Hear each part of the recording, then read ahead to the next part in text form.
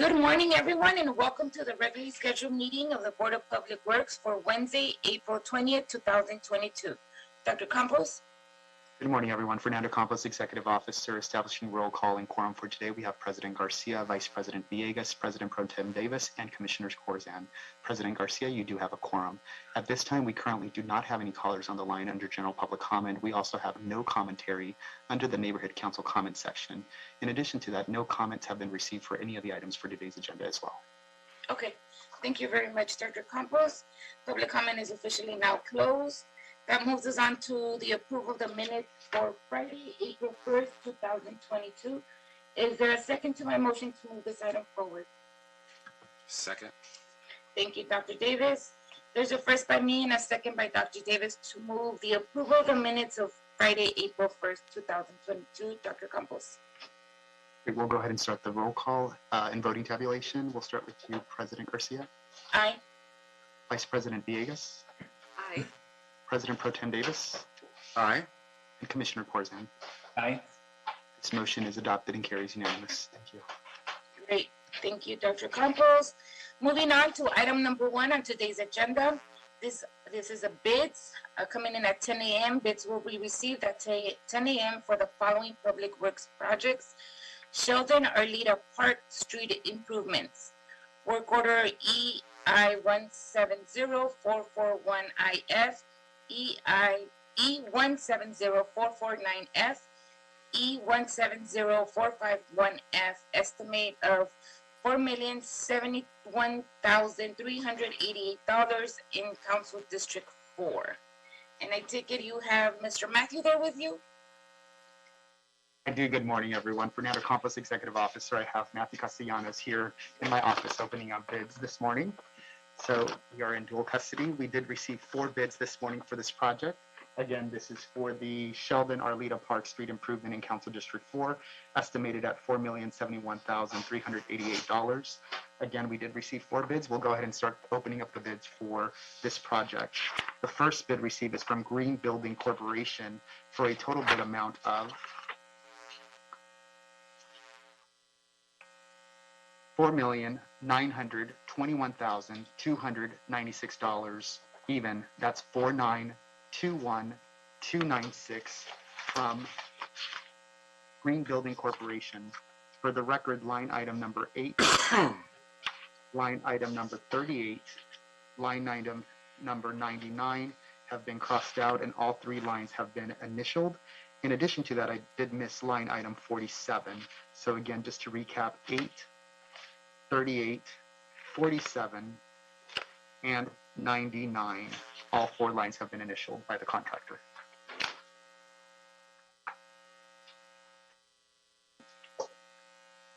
The second bid received for this project is from Granite Construction Company for a total bid amount of $4,394,000 even. That's $4,394,000 from Granite Construction Company. For the record, line item number 9, 19,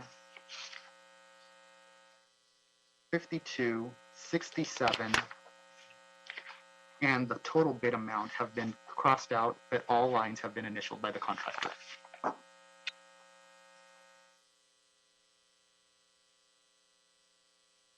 Third bid for this project is from Palp Incorporated, doing business as Excel Paving. Again, from Palp Incorporated, doing business as Excel Paving, for a total bid amount of $4,489,630 even. That's $4,489,630 from Palp Incorporated, doing business as Excel Paving. For the record, line item number 78 has been lined out and initialed by the contractor.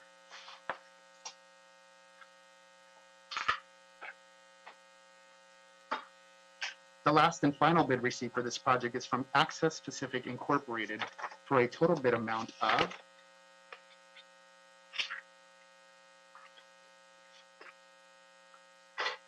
$4,658,426.21.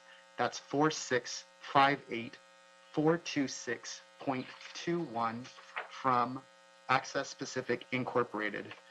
For the record, line item 8, 9, 10, 33, 34, 38, 39, 45, 53, 60, 67, 72,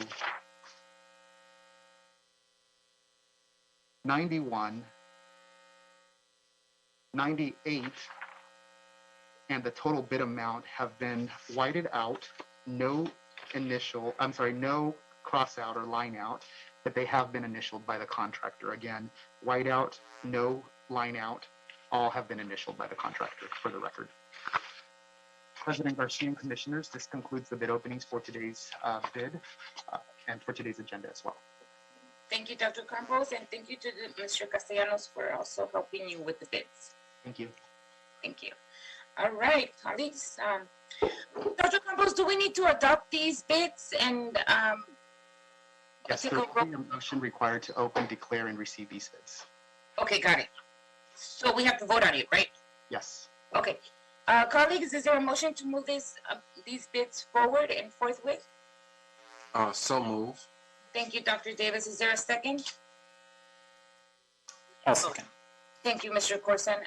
First by Dr. Davis, second by Commissioner Corson to move item number 1 forward and forthwith. Thank you, President Garcia. We'll go ahead and start the voting tabulation, and we'll start with you, Madam President. Aye. Vice President Villegas, Aye. President Pro Tem Davis, Davis, aye. and Commissioner Corzine. Aye. Thank you. This motion is adopted and carries unanimous. Thank you. Great. Thank you, Dr. Campos, for that. We're moving on to item number 2, but I see Mr. Flamenco here from the Bureau of Street Lighting. Mr. Flamenco or Dr. Campos, is it okay if I take 2 through 10 together? Absolutely, yes. Okay, got it. And Mr. Flamenco, you're okay if I just read them all the way through once and then you do the presentation? Sure, that's fine. Okay, perfect. All right, colleagues, here we go. We're taking 2 through 10 at this time. These are Bureau Street Lighting assessments. We'll start with item number 2. This is in Council District 4, an assessment hearing number 1 at Las Palmas Avenue and Romaine Street, Street Lighting Maintenance Assessment District, City Council hearing, April 26, 2022, Council file number 22-0900-S1. Item number 3, this is in Council District 1, Assessment Hearing 2, Marmion Way and Avenue 45, number 1, Street Lighting Maintenance Assessment District, City Council hearing, April 26, 2022, Council file number 22-0900-S2. Item number 4, in Council District 10, Assessment Hearing number 3, Venice Boulevard and Comey Avenue number 2, Street Lighting Maintenance Assessment District, City Council hearing, April 26, 2022, Council file number 22-0900-S3. Item number 5, this is in Council District 10, Assessment Hearing number 4, on Olympic Boulevard and Serrano Avenue, Street Lighting Maintenance Assessment District, City Council hearing, April 26, 2022, Council file number 22-0900-S4. Item number 6, Council District 3, Assessment Hearing number 5, Independence Avenue and Kittredge Street, Street Lighting Maintenance Assessment District, City Council hearing, April 26, 2022, Council file number 22-0900-S6. Excuse me. Item number 7, this is in Council District 14, Assessment Hearing number 6, on Crocker Street and 6th Street, Street Lighting Maintenance Assessment District, City Council hearing, April 26, 2022, Council file number 22-0900-S7.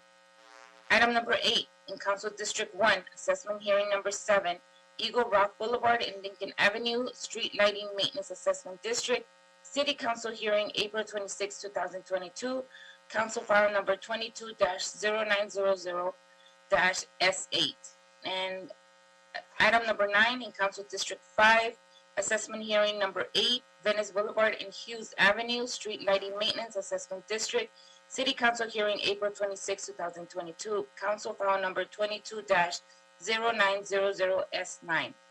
And lastly, item number 10 in Council District 2, assessment hearing number 9, Hatera Street and Denny Avenue, Street Lighting Maintenance Assessment District, City Council hearing, April 26, 2022, Council File number 22-0900S10. And that's the last of all the items for you, Mr. Flamenco. Good morning. Good morning. Ruben Flamenco, Bureau of Street Lighting. Items 2, 3, 5, 6, 8, and 9 pertain to lighting districts which we are creating in conjunction with private development projects. Item 4 pertains to a lighting district which we are creating in conjunction with a DOT-initiated street improvement project.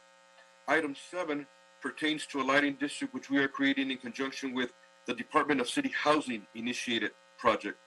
Item 10 pertains to a lighting district which we are creating in conjunction with a community development block grant project.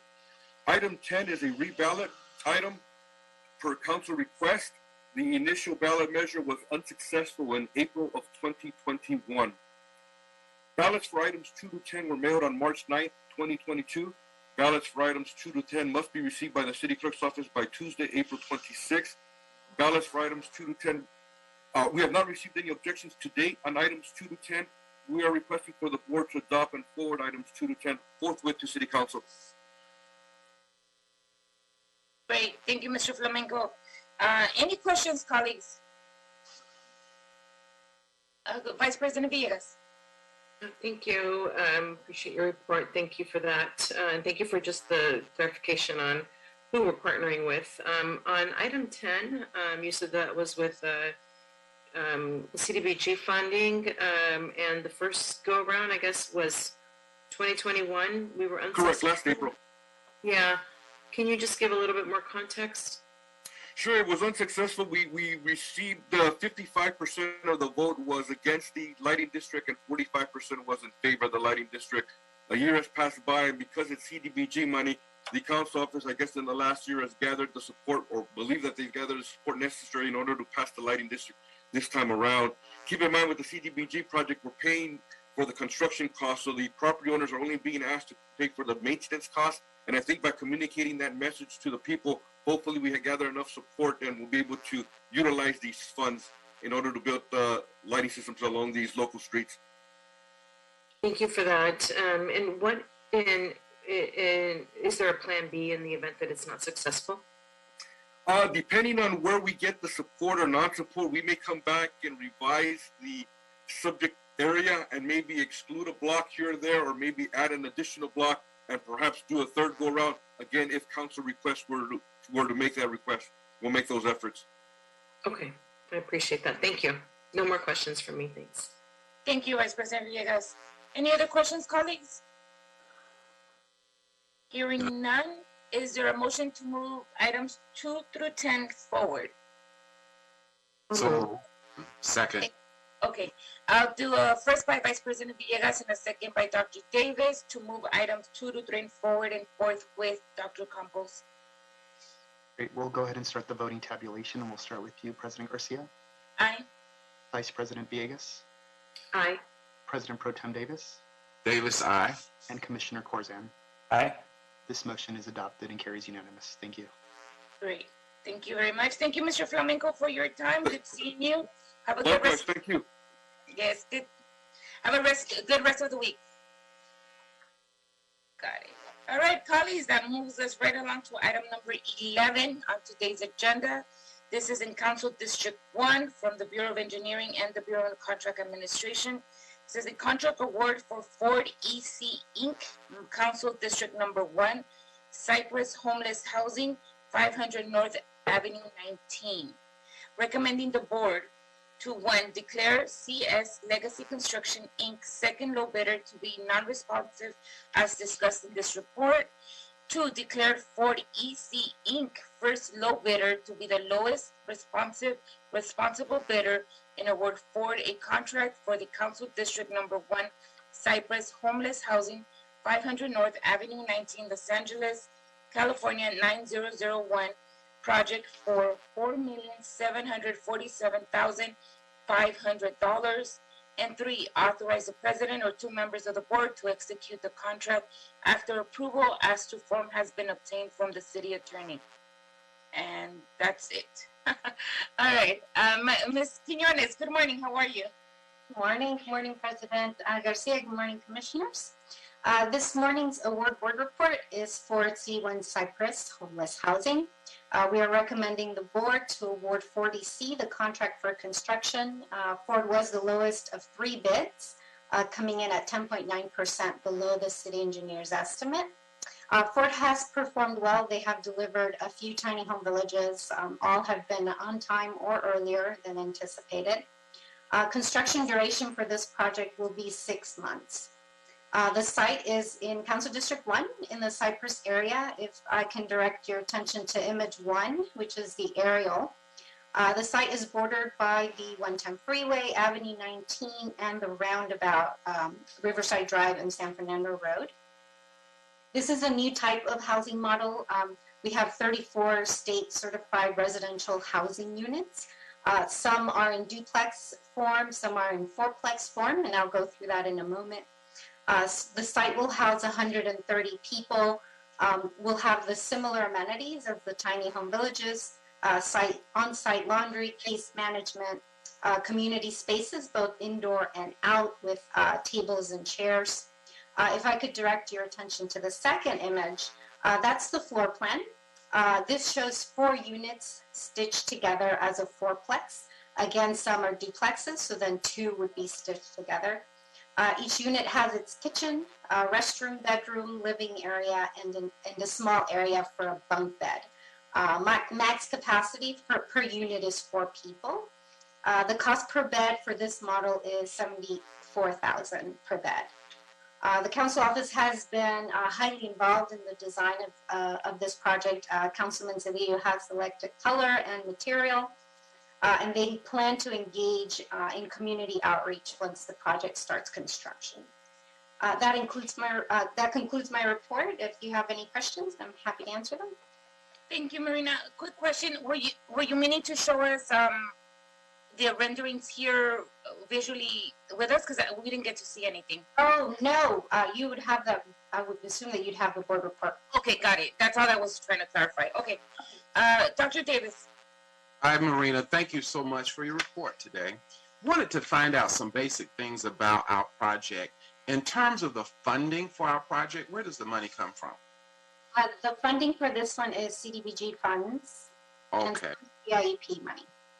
Now, there are monies that the state or that the county locally have put together in measure, is it H or HHH? Which one is it, HHH? So those right now, the CAO has not appointed any funding for any of the interim housing from those funds. Those are more permanent supportive housing, I believe, or home key sites, which we're not managing. So that in fact, the project that you're working on would not be eligible to be funded by those funds when they are available? Or do we know? That would be a CAO question. As you know, these are all interim housing, so they are temporary. I believe HHH is for permanent facilities. Got it. Okay. In terms of our temporary housing here, in terms of the individual residents that occupy them, do they have a term limit in terms of their occupancy that you know of? No. What I do understand is that according to what LAHSA, the Los Angeles Housing Authority, which is city and county, their goal is to house people within 90 days. But some people are staying in the shelters longer, a few months. But that's the goal, is 90 days. I see. And in terms of looking at other municipalities, are you aware of any other municipalities, either in Los Angeles County or the Southern California area, who are implementing the temporary housing stock that we are doing in the Los Angeles region? A few cities have reached out to us, to the Bureau, to kind of inquire into our implementation. I know Huntington Beach has reached out. So did San Francisco, and we've shared our story with them. I don't particularly know of any who have implemented the same. Okay. The problem is such a dynamic problem. It seems to me, looking at it from across the street, that whenever we put 10,000 people in homes, then it looks like 10,000 more have come the following day. So have we been able to realize what impact thus far we have made in terms of placing people in the housing to date? Any feedback on that regard? We do not receive information. I think that's something that I could circle back with you, Commissioner Davis, communicating with LASA and perhaps obtaining some information from them. But we don't get direct information as far as how many people percentage-wise are housed. Okay. When we look at this project, I think initially there was some discussion at the leadership, at the governing body level of City Council, and discussion with the mayor's office, that it was our vision that each of the council offices would identify a location upon which we would be able to implement one of these projects. Is that vision still something that is being considered? And if it is, where are we in the implementation of that vision? So as far as the Bureau of Engineering is concerned, our temporary housing has been placed in most of the districts, except for perhaps two districts who have not shown interest in temporary housing. Perhaps they have home key sites, which are permanent, but in regards to interim, there are a couple of districts who have not been interested. Which district, just for the sake of better understanding the dynamics of the work that we do, which districts have not expressed an interest? And of course, I recognize democracy means that people make choices, but I wanted to basically understand from a public administration point of view where the program has been received well and what areas have not thought that it was a choice that they would like to implement. So could you tell me what areas have not thought that it was effective for them at this time? Sure. So in regards to now, this is just interim housing, which is what BOE handles. Districts 5 and 10 have not identified a location. Interesting. Okay, thank you so much for your report. Sure. Great. Thank you, Dr. Davis. Vice President Villegas? Thank you. Appreciate your report, Ms. Quinones. You're so thorough. Just for clarity, this model that you're presenting to us, it's slightly different from the tiny homes where it's singular for individuals. Is this cluster module units, is this for families, or what kind of, I guess, characterization would you consider folks using this? So, yeah, this is different. The pallet homes and tiny home villages are for 1 or 2 occupants. And again, it's just a sleeping bed. These are fully amenities within the unit. They have a capacity of 4 people. So this is the first model that could be used for housing families. We've not, engaged that demographic in our interim housing. So this does pose the opportunity for that. Right, I appreciate that. I just wanted to put that for the record. Okay, thank you very much. I have no further questions. Thank you, Vice President Villegas. Commissioner Corson? Thank you. Couple of questions. Commissioner Villegas has become customary, kind of steals my thunder in a question and then sparks another question. How many other types of interim housing are in the pipeline that we're working on? So currently, we are designing 2 projects, and we are preparing to go out to bid for 1. So there are 3 more. We do have 2 in construction currently. So, and that's it for now. We have not received any new projects. Okay. I know from my experience from the council office, and they have a tiny home village in Reseda right behind the district office. There were some issues once it was built with getting fire marshal approval, which sparks a inquiry I have in terms of when we pick these sites and we have a contractor hired from the A to Z process. Has that been worked out so we kind of know what the issues are going to be, and when we say 6 months, it's streamlined to hit 6 months? Yes. So all of our projects are tiny home villages and even previous ABH, the bridge home projects. Those have all been vetted through with the fire department. So at this point, we have strict regulations that we follow for interconnected fire alarms, where the panel calls out directly to the fire department. And I think that's the issue that you're talking about up top of is that one pallet detected smoke and the fire department was called. So at this point, we have kind of managed the way that we reach out to the fire department so that not every time their smoke is detected, they come out. So that's been something that we've arranged now with the fire department. Moving forward, all of our housing is interconnected for fire life safety. So that is definitely one of the strict protocols that we follow. Okay, thank you.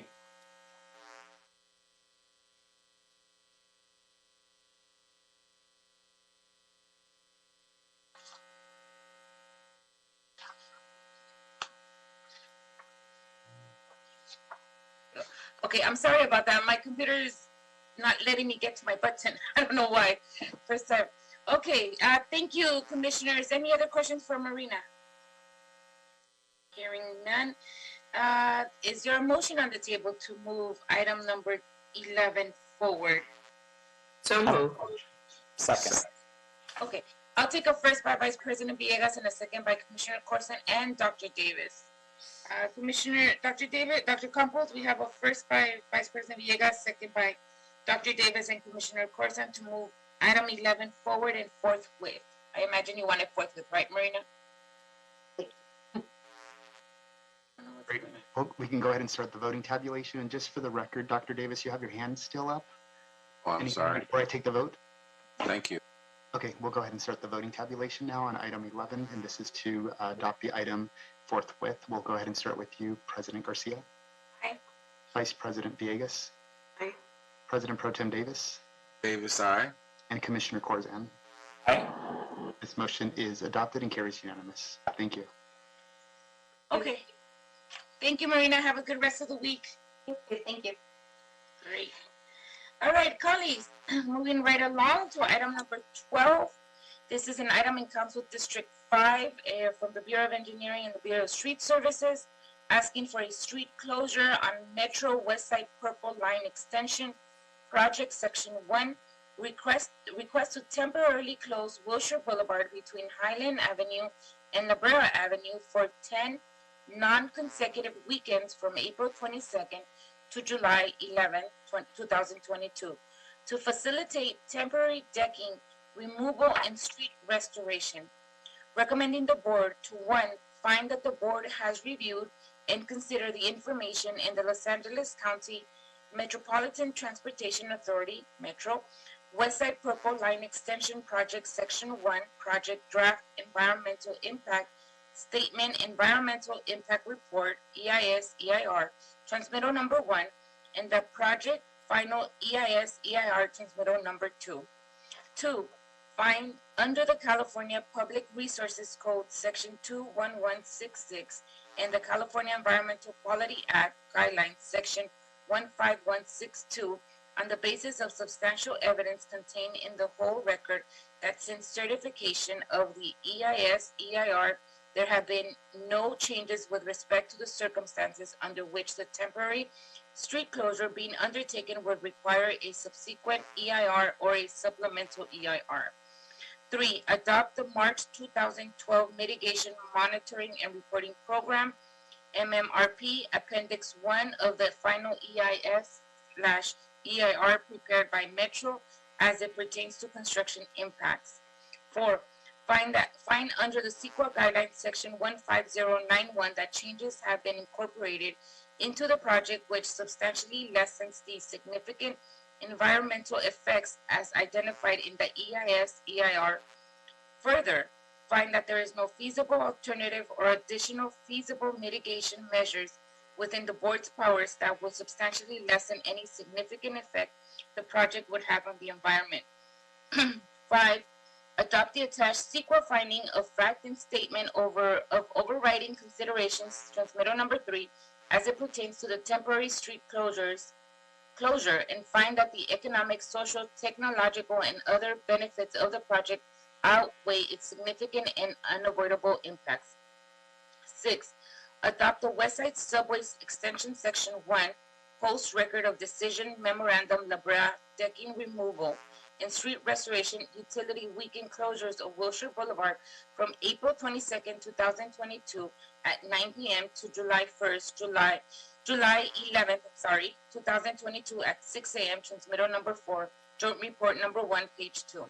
7. Specify that the Metro Transit Division of the Bureau of Engineering, located at 1149 South Broadway, the board located at 200 North Spring Street, and other relevant City of Los Angeles city departments are custodians of the documents or other material which constitute the record of the proceedings upon which the board's decision is based. And 8, approve the temporary closure of Wilshire Boulevard between Highland Avenue and La Brea Avenue for 10 weekends starting Friday at 9 p.m. and ending Mondays at 6 a.m. Transmittal number 5, for the following weekends, subject to the conditions identified within this report. And I'll read them really fast for the record. Weekend number 1, April 22nd to April 25th. Weekend 2, April 29th to May 2nd. Weekend number 3, May 6th to May 9th. Weekend number 4, May 13th to May 16th. Weekend number 5, May 20th to May 23rd. Memorial Day weekend, no work. Weekend 6, June 3rd to June 6th. Weekend 7, June 10th to June 13th. Weekend 8, June 17th to June 20th. Weekend 9, June 24th to June 27th. 4th of July weekend, no work. And weekend 10, July 8th to July 11th. All right, Mr. Larry Shu and sir, how are you guys doing? You just made me read like 2 chapters right now. Hopefully we can condense this somehow, someday. Maybe Yes, that's I would like to do that. Thank you so much for reading it in to the record. All right, yeah, I'm just practicing my reading skills. There you go. All right, guys, well, we're ready for your presentation. All right, Curtis will be doing the presentation. I'll be backing him up for questions if needed. Thank you. Okay. Good morning, Commissioner, Boyd, Representative, President Garcia. Thank you for reading that. You take back and relax for a few minutes. I'm going to give my board report about that long too. Okay, very good. Dr. Campbell, can I present? Can I share my screen while I present? Probably easier to follow along. Absolutely. Is the document or what you're going to share in the board report, or is this new information? Yeah, it is going to be on transmittal number 5 of the board report. Great. I will go ahead and make you a co-host right now. You should get that invitation in about 5 seconds. Once you become co-host, you should be able to activate the share screen in the middle of your screen towards the bottom. The one thing that I will ask you, Curtis, if you can just stay away from the end button in red, that will terminate the phone call for everyone. Oh, okay. Or the Zoom call for everyone. So just red is bad. Thank you.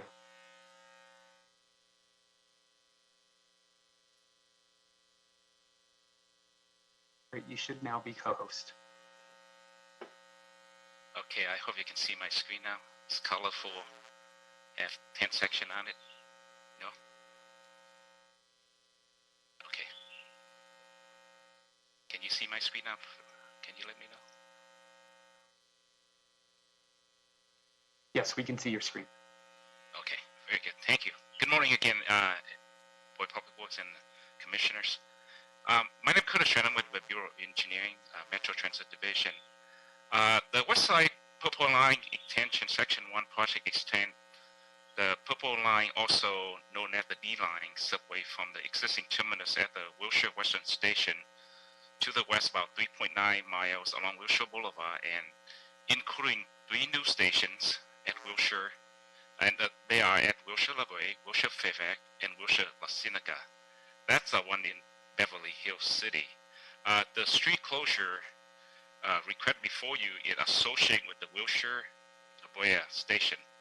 Metro and its contractor, STSJV, are requesting a temporary full street closure of Wilshire Boulevard between Highland and La Brea Avenue for 10 weekends. Each weekend, the street closure will be beginning on Friday at 9 p.m. and end on Monday at 6 a.m. with no work during Memorial Day weekend and the 4th of July weekend. Okay. the street closure are needed to facilitate the temporary decking removal and street resurfacing restoration on Wilshire Boulevard. This is a phase one. The street closure from east to west for 10 weekends, and from each weekend represent a section from 1 to 10. In the future, the project team will come back and request future closure on the west side of La Boya. So just keep that in mind. Major submittal associated with this work had been performed, had been reviewed and approved by Bureau of Engineering. However, there is one unresolved issue, and there is an existing notice of non-conformance that was issued by the Bureau of Contract Administration.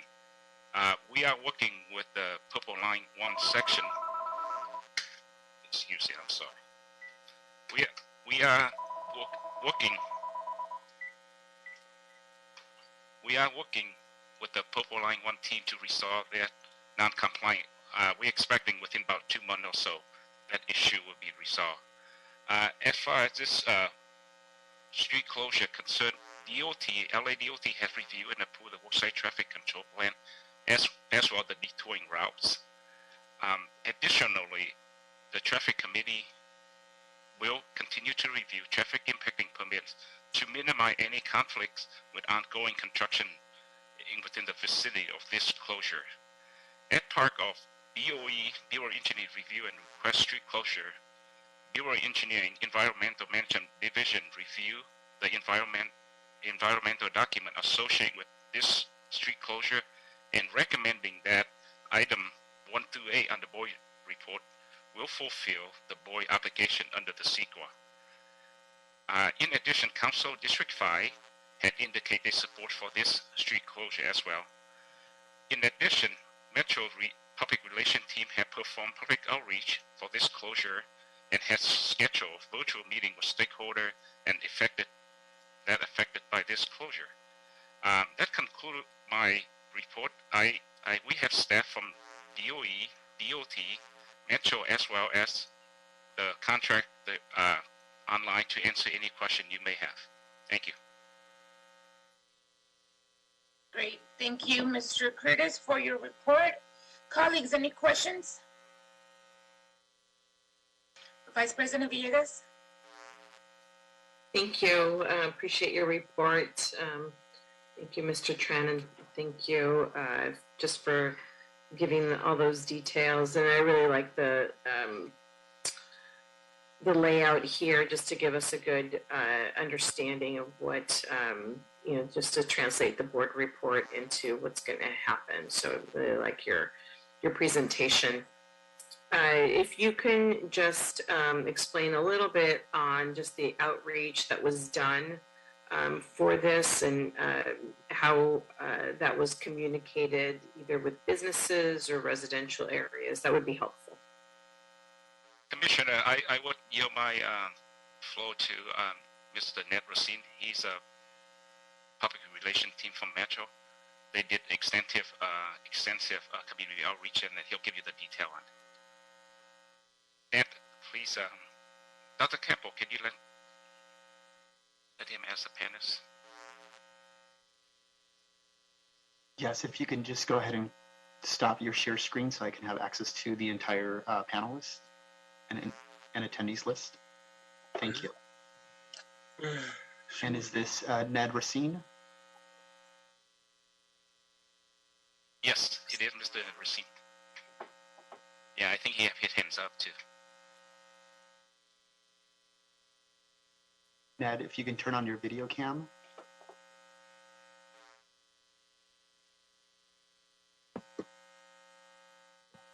Ned, if you can hear us, if you can turn on your video cam, I can go ahead and add you as a spotlight. There you go.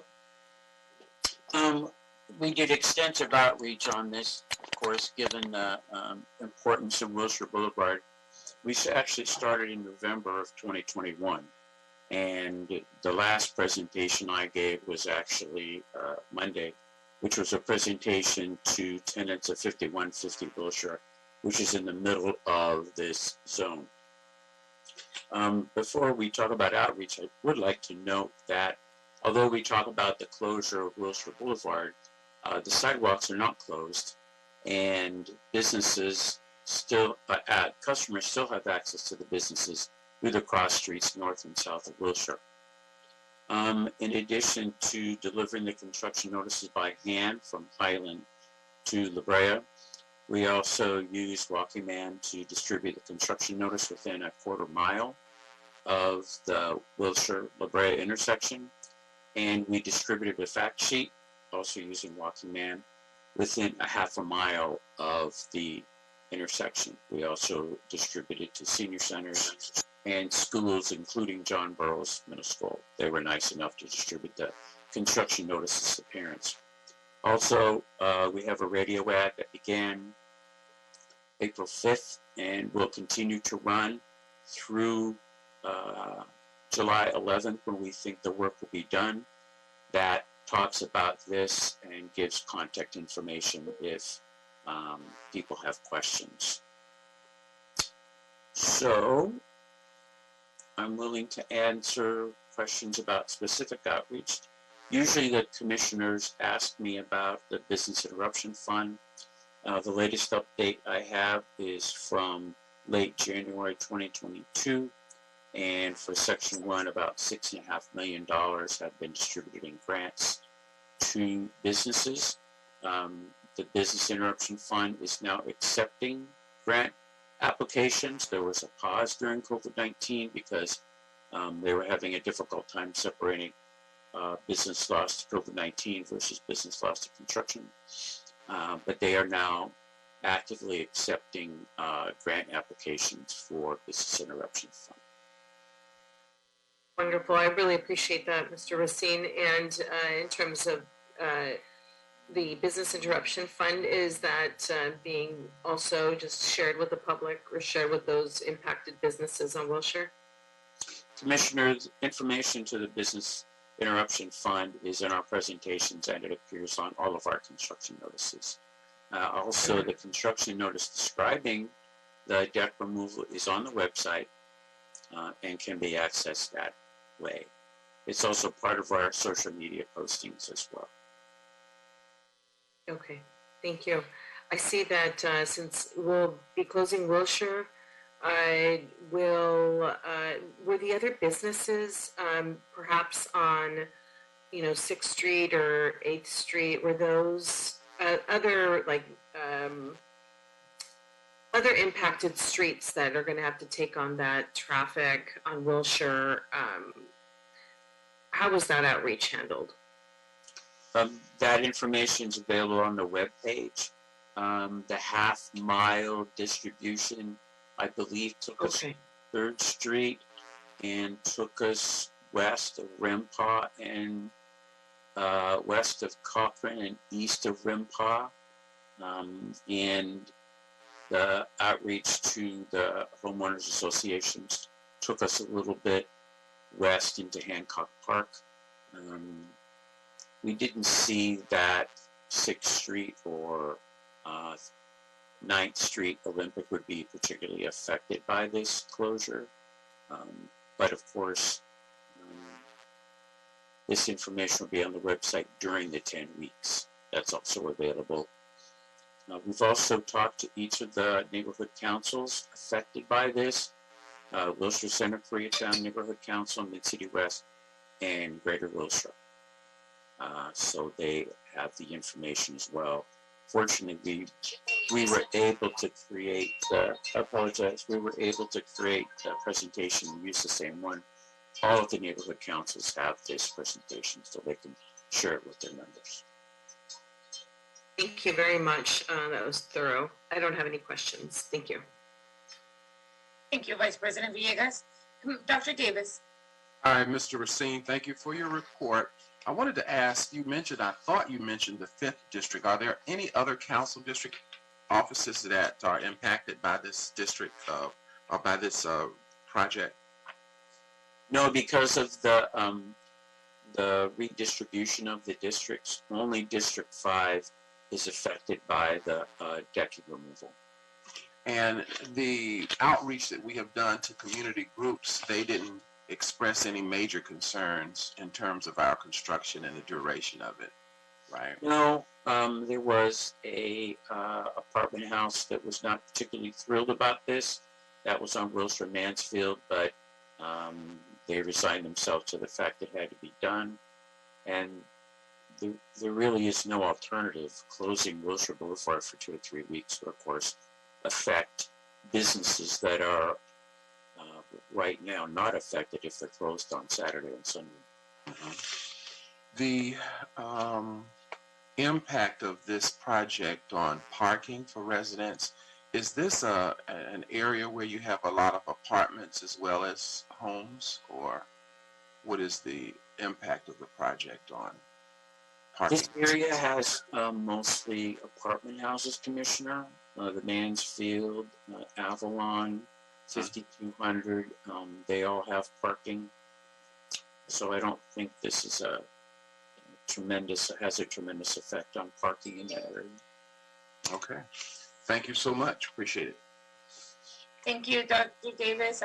And just a point of clarification, Larry and Curtis, yesterday when you briefed me, that apartment that had an issue that Dr. Davis just briefly asked about, the reason that they were okay with it is because they provided, Metro was able to provide access or was able to describe the access to them, right?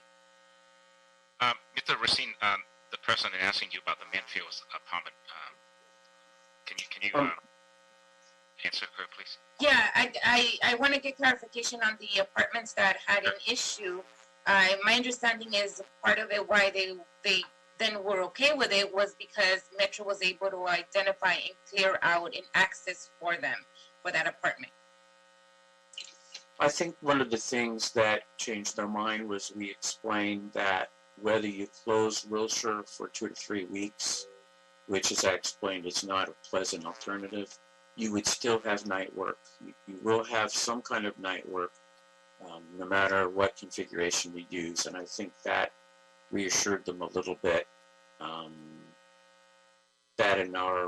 We gave more details and offered a presentation and give a presentation to their tenants, and I think they realized that this configuration was the best one for their tenants.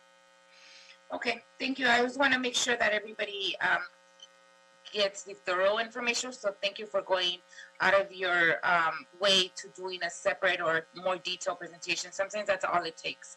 I just want to make sure that every constituent's okay with what they're going to be impacted with. Commissioner Corson.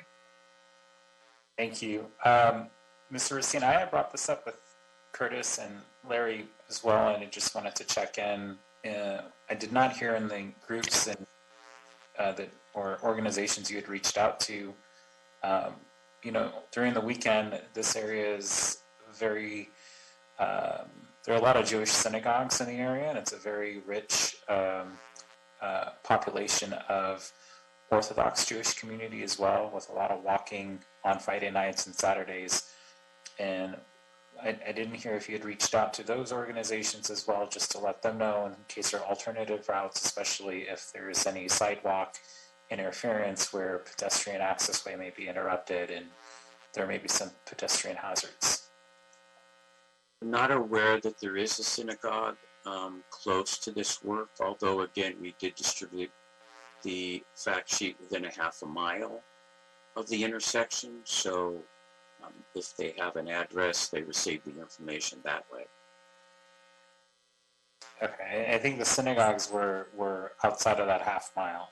But, this community does walk further than half a mile if they live in the area to get to, a place of worship.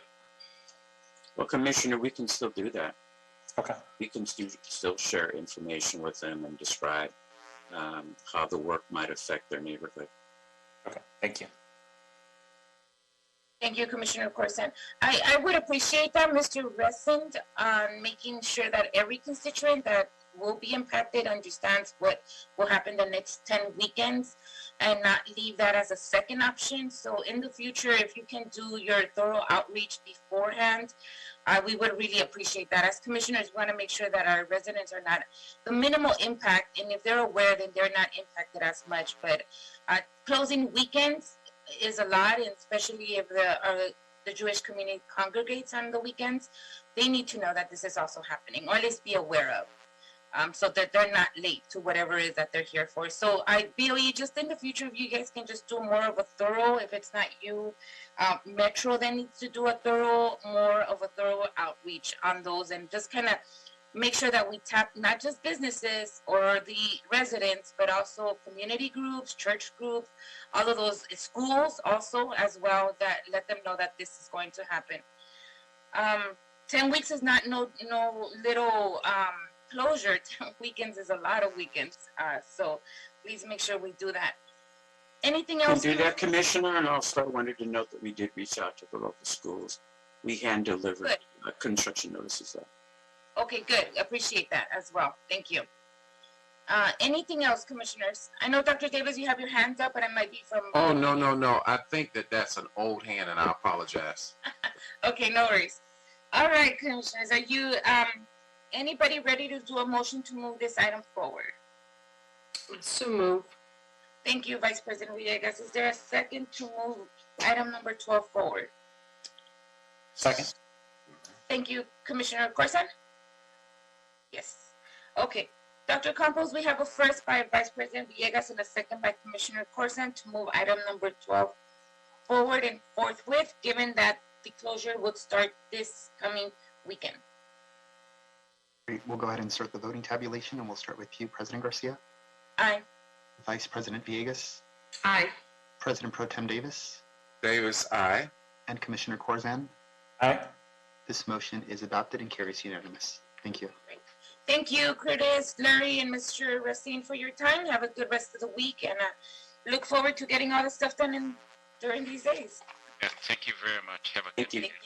Thank you, everyone. Have a good week. Thanks.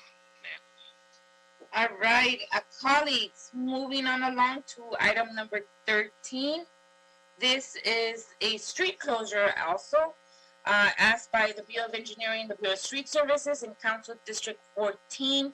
This is a street closure for 7th Street Streetscape Improvements Project, recommending the board to 1, authorize a temporary full closure of 7th Street and let me repeat that. Authorize a temporary full closure of 7th Street from San Julian to San Pedro for 7 weeks starting April 27, 2022 and ending June 14, 2022 for the construction of the 7th Street Streetscape Improvement Project. We have Arsen and Ms. Lam here from the Bureau of Engineering. Go ahead. Good morning.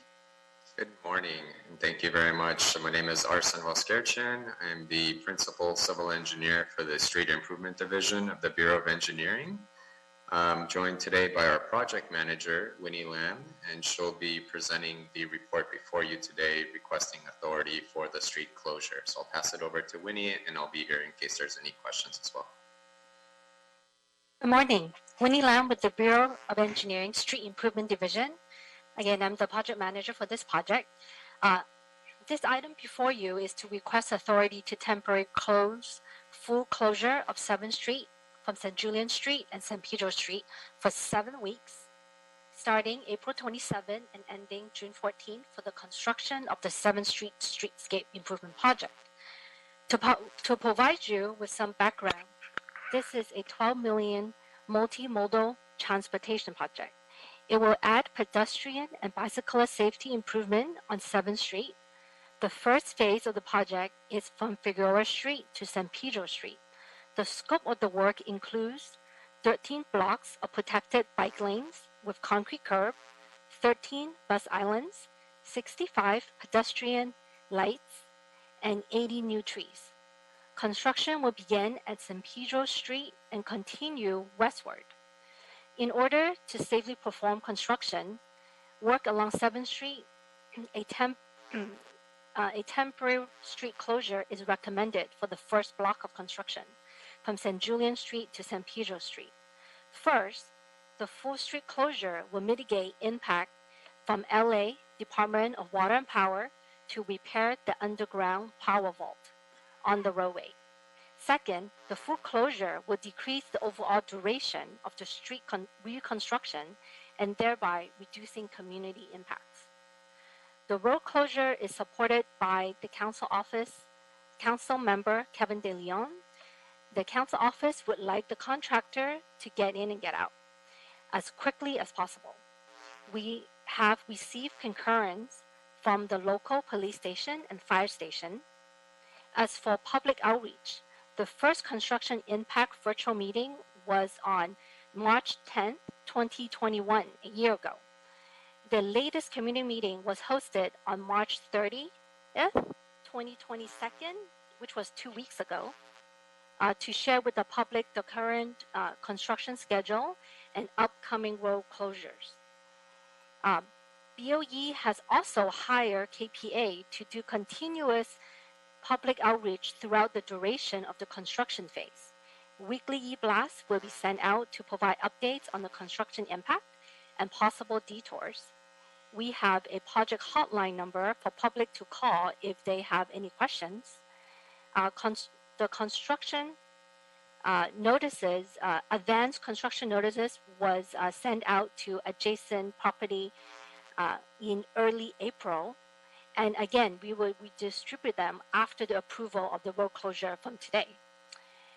So we request the board to authorize the temporary full closure of 7th Street from St. Julian Street to San Pedro Street so that we can construct safety improvement quickly and decrease the amount of disturbance to the community. This concludes my report. I'm happy to answer any questions. Thank you. Thank you, Winnie. And just wanted to also note that this request that we're asking, this is for the first block of the project. The project is 13 blocks. And so we're going to be looking at every block case by case to determine what is the best traffic control for each block. And so we're here today just for that first block where we have determined that the full closure would be in the best interest of the city. And if we do find that additional closures are needed, we would return to your board for additional authority at that point. Great. Appreciate that, Arson. I really like the method you guys are taking on this project, which is block by block, and we're not blocking so much of our streets throughout the time. So thank you for that. Okay, colleagues, any questions for Arson or for Ms. Lam? Hearing none. Arson, you're going to go off without a hitch today. Thank you. All right. I don't hear any questions. Is there a motion to move this item forward? So move. Thank you. I'll second. There's a first by Vice President Villegas and a second by myself, Dr. Campos, to move item number 13 forward and forthwith. Thank you. We'll go ahead and start the voting tabulation. We'll start with you, Madam President. Aye. Vice President Villegas. Aye. President Pro Tem Davis. Davis, aye. And Commissioner Corzan. Aye. This motion is adopted and carries unanimous. Thank you.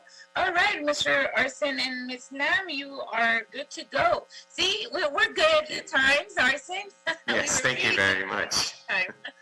Appreciate your time. You too. Thank you. Have a good weekend and look forward to this project. Thank you. All right, colleagues, moving on along to item number 14 on today's agenda. This is an item in Council District 14, revised work order, North Alpha Sewer, Rehabilitation Unit 10, 101 Freeway to Cardinal Street. Recommending the board to grant a revision to the work order number listed on the award board report for the project under the status of funding section, so it shows the correct number of SZC 13624. Who do we have? Oh, Mr. Arrington. Mr. from the Bureau of Engineering. Mr. Arrington, how are you? Good morning. Good morning. Good morning, everyone. Good morning, commissioners. Hope you can see me here. Yes, great, thank you. Again, my name is Edward Arrington. I'm with the Bureau of Engineering. The item before you is more of an administrative item to address a typographical error that appeared on a board report that was adopted on February 9th, 2022. For the awarding of a contract to Spinello Infrastructure West for $33,519,257. The awarded project was the North Alpha Sewer Rehabilitation Unit 10, which runs from the 101 freeway to Cardinal Street. The work order for that contract in particular is S as in Sam, Z as in Zebra, C as in Charlie, the number 13624, which would be rehabilitating about 5,000 feet of the NOS sewer. But in particular, as it relates to this motion, on page 7 of the award board report, under the heading Status of Funding, the work order was incorrectly listed. It should have been, as I had just delineated, which is again S as in Sam, Z as in Zebra, C as in Charlie, 13624, which in fact does correctly appear at the beginning of the report. So essentially we had a wrong report listed on page 7. The reason for rectifying this typographical error, commissioners, is to ensure that any funding or any process of payment activities that occur during the process of the contract, in fact, it's not get impeded or cause any confusion in any way. With that, I'll answer any questions you may have. Great. Thank you, Mr. Arrington, for that. Colleagues, any questions on this item? Hearing none. Any objections on this item? Nope. All right. Is there a motion on the table to move this item forward? So Move the item. Okay. Yeah, I'll do Dr. Davis first and Vice President Villegas second on item number 14 to move it forward and forthwith. Dr. Campos? So we'll go ahead and start the voting tabulation, and we'll start with you, President Garcia. Aye. Vice President Villegas. Aye. President Pro Tem Davis. Davis, aye. And Commissioner Corzan. Aye. This motion is adopted. Madam President, would you like to move this item forward forthwith? Yes, please. Thank you. Okay, thank you, Dr. Campos. Mr. Arrington, that seems to be all in order to move your item forward. Thank you very much. Thank you, Thank you, everybody. Mr. Arrington. Have a good week. You too. Bye-bye. Right. Moving right along to item number 15. This is an administrative item in Council District 1. Specification submitted for board adoption and authorization to advertise for the invitation of bids.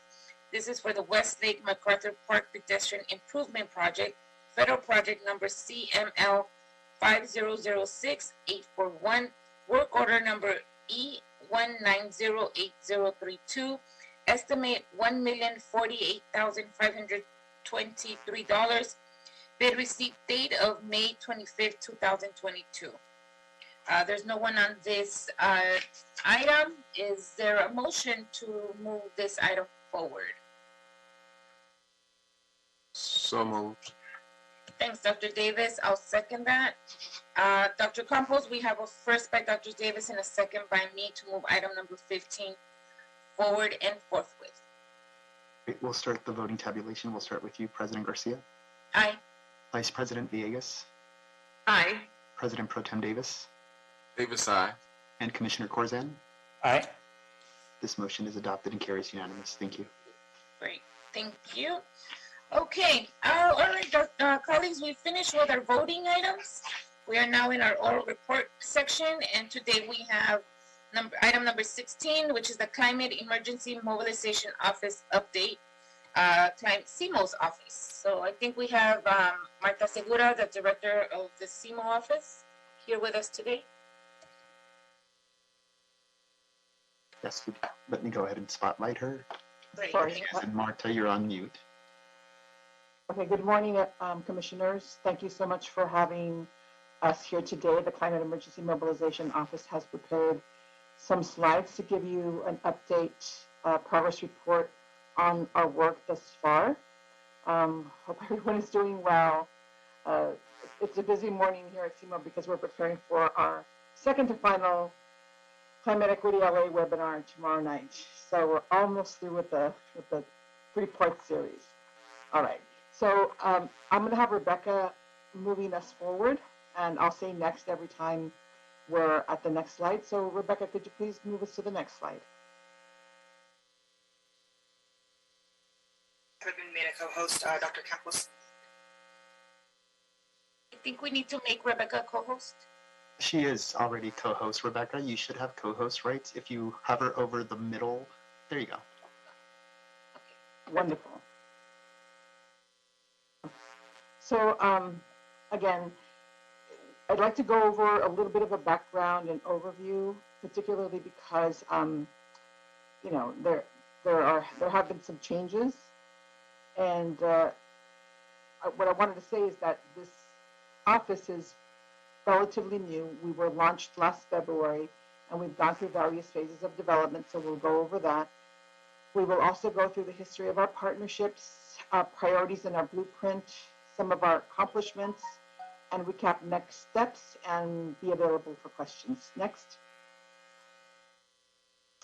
So I showed this the first time around. In the first time around, I showed these phases of development.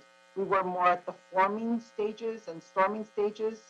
What that means, commissioners, is that when an organization begins, it really has to go through a lot of normal chaos to ensure that all of the operational pieces are put into place.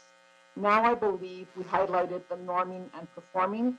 We have progressed to the norming and performing stages. And to be totally fair, I don't think we've gotten to the transforming stages yet, because transforming a system takes time. But we're definitely at a point where we feel like we've normalized our office. We have all the staff on board that were allocated to us at the beginning of the year, thanks to the support of the Executive Office and the Board of Public Works. We also have accurately, completely encumbered our budget so that all of our budget can be expended for this fiscal year. And I feel that the Climate Equity LA series, which we'll talk about in a minute, is an example of how we're performing. And we have created these amazing productions almost on a weekly basis since March to engage constituents across the city of Los Angeles in every region. And we have had, on average, 129 to 150 participants per session. And now we have over 750 contacts in our email list. So that has really increased our outreach capacity. Next. To recap, the vision of CMO is dedicated to building collaborative, innovative, intersectional and equitable climate solutions within the city and external to the city to support community climate resilience and limit the climate-related health burdens for all, with a laser focus on frontline communities and distributional justice. So we want to ensure that as we move forward, creating amazing climate policy and being the city that models climate policy, that it is equitable climate policy, and the solutions are improving everyone's lives so we can attempt to be a healthy, thriving city for all. Next.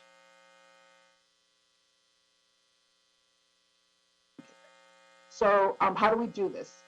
We do this through our core functions by creating meaningful engagement and civic-led governance strategies. We track and monitor the climate policies at the City of Los Angeles. We coordinate, collaborate with other city leaders, such as with Department of City Planning, Emergency Management Department, the council offices themselves, and definitely have been in alignment with LA's Green New Deal to engage and mobilize through an innovative governance model, which we'll talk about in a minute. We have a blueprint for that innovative governance model. Next. This is our commission that was established also by council. It's very unique and unusual for an office my size to have its own commission. And just for the background of the other commissioners, initially there had been some conversation of making CMO into a department. Well, it transitioned into an office, but the commission was something still very relevant because it helps to create the innovative governance model that I was talking about a second ago. And the way that we believe this is an innovative model is that it is representative of the top 10% pollution burden segments and areas of Los Angeles, as per the Kellen Bioscreen method that has been established by the state of California. So in other words, The most pollution burdened areas of LA are on the commission, are represented on the commission. We also have labor, climate health experts, and youth, and Native American community represented on our commission. And by the way, our commission will launch this July. We have an orientation scheduled for June 28th. My staff is preparing for that training with the city attorney's office. And June 28th is going to be a public meeting, but it's mostly going to focus on the training and orientation of our commissioners. Whereas July 19th will actually be their first actual meeting where they will deliberate on the recommendations and findings that we established from the Climate Equity LA series. And just to reiterate, this is a programmatic advisory commission. It doesn't deliberate on budget, but it does advise the council on equitable climate policies. Next. So this is the blueprint I was referring to a little bit earlier. And I will send you all a copy of this, and I can have one-on-ones with you if you'd like me to discuss this further. But basically, we start with prioritizing policy areas with the frontline communities, and we co-design workshops with focus groups and community wisdom to create those policy reports. I apologize. So the real approach here is to engage community leaders and frontline communities every step of the way to share their expertise and knowledge. And in the end, what will happen is we'll gather that information through focus groups, surveys, polling, the small group discussions that happen through the Climate Equity LA series, and we'll create a report. And that report will be mostly recommendations and findings that is developed by our research team here at CMO. Who is leading that research team is actually a UCLA doctoral fellow who has specialized in environmental justice and innovative governance to create climate policy. So it's right down her alley. So she's leading that research team. And then once that report is deliberated on by our policy committee, it will be delivered and presented to the Climate Emergency Mobilization Commission this July. And then it'll start all over again. It's a iterative process and a cyclical process where we will do this Climate Equity LA series every year. We will select policy items every year, and we will make sure that we are recommending equitable solutions to climate policy to the council every year. The important thing to note here is that we will have an equitable climate action roadmap. It's kind of like our strategic plan for the commission and for CMO. And it just basically solidifies and guides us from a year-to-year basis what our priorities are. And in addition to that, it reiterates the recommendations and findings from the community voices. And this is basically what we believe is an innovative governance model since it's so representative of LA's communities. Next. This next, external partnerships and collaborations.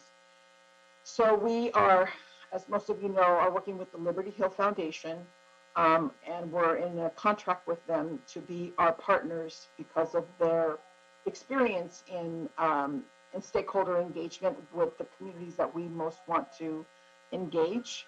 We also have invited the Neighborhood Council Sustainability Alliance, the Cool City Challenge, the Leap LA Coalition, UCLA, and dozens of other organizations have now supported our assemblies. And we've used these organizations as facilitators and note takers for our small group discussions, but also for our design committees. Our design committees are basically community members and climate experts from universities who help us design the curriculum for each of the sessions. And then our speakers are also members of the LA community. Next.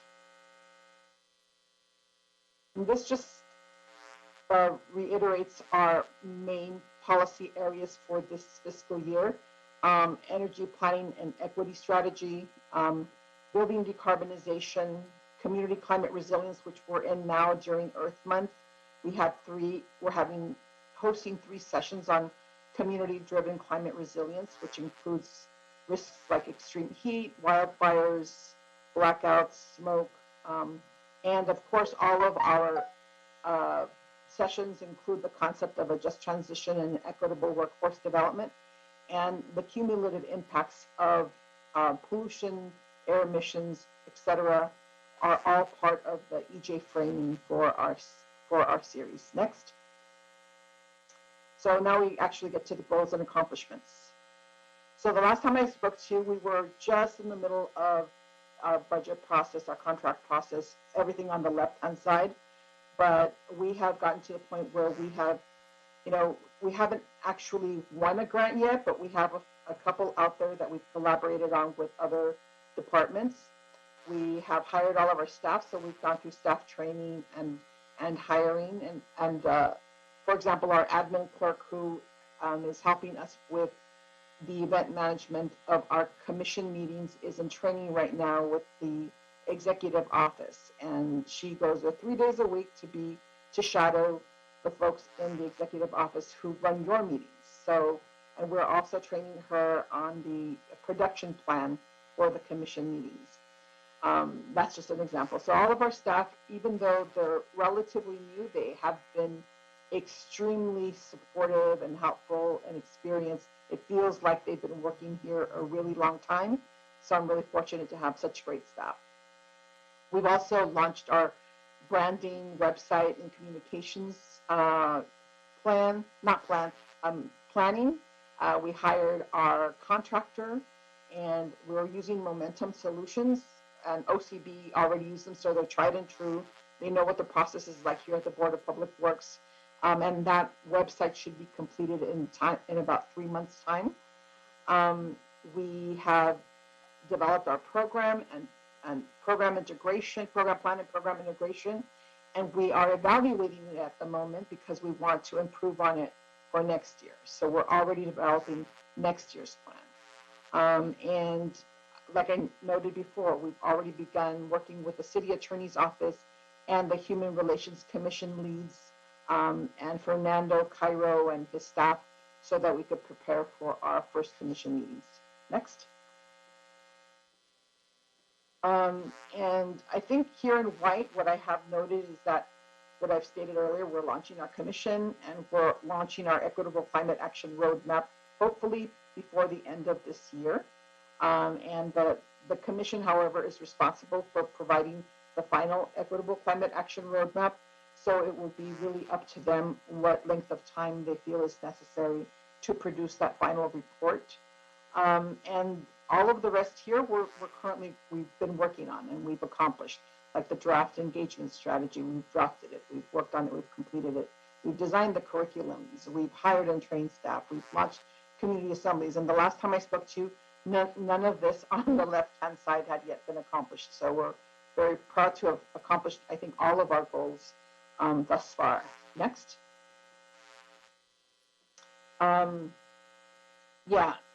Basically, we've encumbered these funds from the UB, the 500K for community engagement and the 175K allocated for consultants. And this just lists some of the things that we're using them for. It's not an exhaustive list of what we used it for, but basically for the new commissioners, we have a contract with the Liberty Hill Foundation with a ceiling of $2 million, and it's looking like we're using between $400,000 and $500,000 of those dollars every year. Part of that money goes directly to the CBOs who we subcontract with to work on the design, the engagement, the outreach, the facilitation, the speakerships, etc. And they in turn use those funds to also do more specific outreach with their leaders and their community members. And that's one reason I think we've had such great success in our outreach strategy, is we've used the distributional justice model that's recommended by social justice and environmental justice organizations to work collaboratively as partners with these organizations. Next. I've mentioned we hired all of our positions, the policy management analyst, the engagement management analyst, who also does who is our budget analyst, and our admin clerk, Diana Garcia. So Michelle Sangalang Rebecca Guerra and Diana Garcia are all members of the CMO team now. Next. What's in progress? We are seeking potential funding for climate vulnerability assessment, and we have developed interagency efforts with Department of City Planning, the Emergency Management Department, and there were some UB funds allocated for that, but we are trying to see if that can still be allocated, not me specifically, but the Department of City Planning, because that's where those UB funds have been allocated for. We also applied for Prepare California through OES, and that grant is looking great because we have had several conversations with Cal OES, and they really like our collaborative approach for applying for this grant with EMD and DCP. We are also looking into the planning grant with the Strategic Growth Council, which is another $300K. And we were applying for earmarks under HUD, but I think that this year, what I learned is that they don't fund non-city facilities. I was applying for transition for low-income housing for a nonprofit organization. I think it's not going to go through because they really prioritize city facilities for those earmarks. Next. And these are just an example of all of the council files that we are following. Michelle from our team is now the legislative analyst who will be ensuring that we meet the deadlines and the goals of each of these council files for CMO. And one of the ones that I think I'll point out here are the heat-related council files, because one of them is asking for chief heat officer. Most of them are asking for the collaborative work that we're already doing with EMD DCP, so we're good there. But it's quite possible that the chief heat officer is going to be another position that's going to be funded by the council, and that could have a positive impact on our work because it could be a very collaborative partnership with CMO. Next. So, this basically states how often we meet with our external partnerships and how important our external partnerships are to the work that CMO does. Examples are the Leap LA Coalition, and the Leap LA Coalition, for those of you who haven't been introduced to them, is basically PSRLA, Esperanza, Scope, and Pacoima Beautiful Communities for a Better Environment. Many of our EJ organizations, but also some of our tenant rights organizations.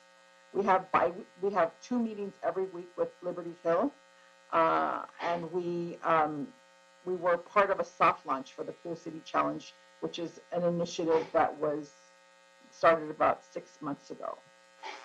Next. So I guess I wanted to recap here our short and mid-term goals. Next. So, we completed our curriculum, obviously. We created a fabulous virtual tech team. I can't say how proud I am of our virtual tech team, which is a combination of Liberty Hill staff and our staff. They spotlight folks. There's hundreds of details within each production, and our staff is now fully capable of leading those virtual meetings. We created a social media toolkit and strategy, hired 3 additional staff, launched the Climate Equity LA Assemblies, and branded CMO and the Climate Equity LA series. Next. Okay. I think what we'll need to work on more now than ever is our fundraising strategy for CMO and align it with our budget forecast for future years. We also need to track climate resilience state legislation, funding, and collaboration with the grants unit and task force much more closely to make sure that we're ready for those opportunities. And at the moment, we have been working with a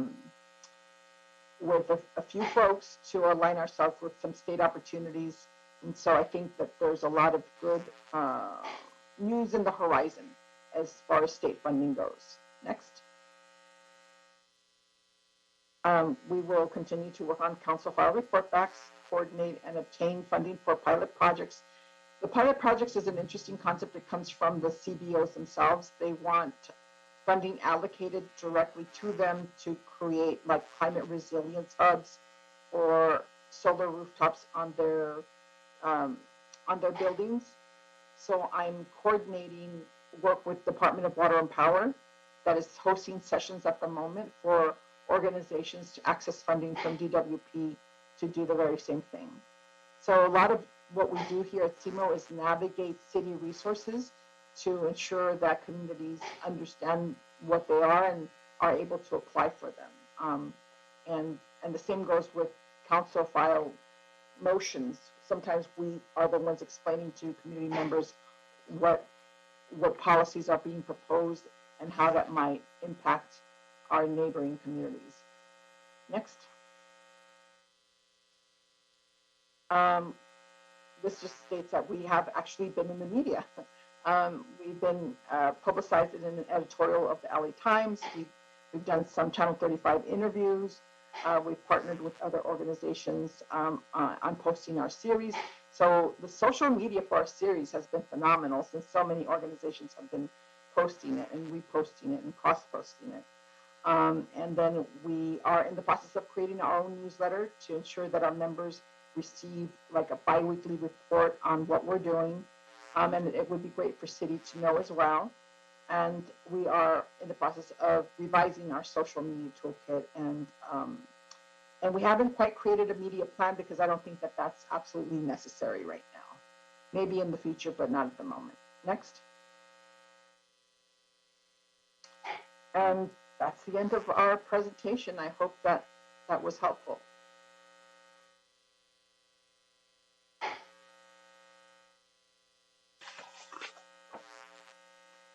I think you're muted, President Garcia. I just thank you. Thank you, Martha, and thank you for your thorough report. It was really nice to have those slides well detailed on everything you're going in and where you're at in the process of developing your office. It's not easy to open an office. You always have to, put in context, Martha. You are in the second, largest city of the nation, trying to open a very important office. So, all the work is very well appreciated. I'm going to open up for any questions that my colleagues might have. Commissioners, any questions to Martha Segura? Dr. Davis. Yes, I don't have that many questions, but Martha, first of all, in my observation, you've done an outstanding job at providing us a framework from which we can begin to implement a robust and comprehensive program in the city of Los Angeles on climate control.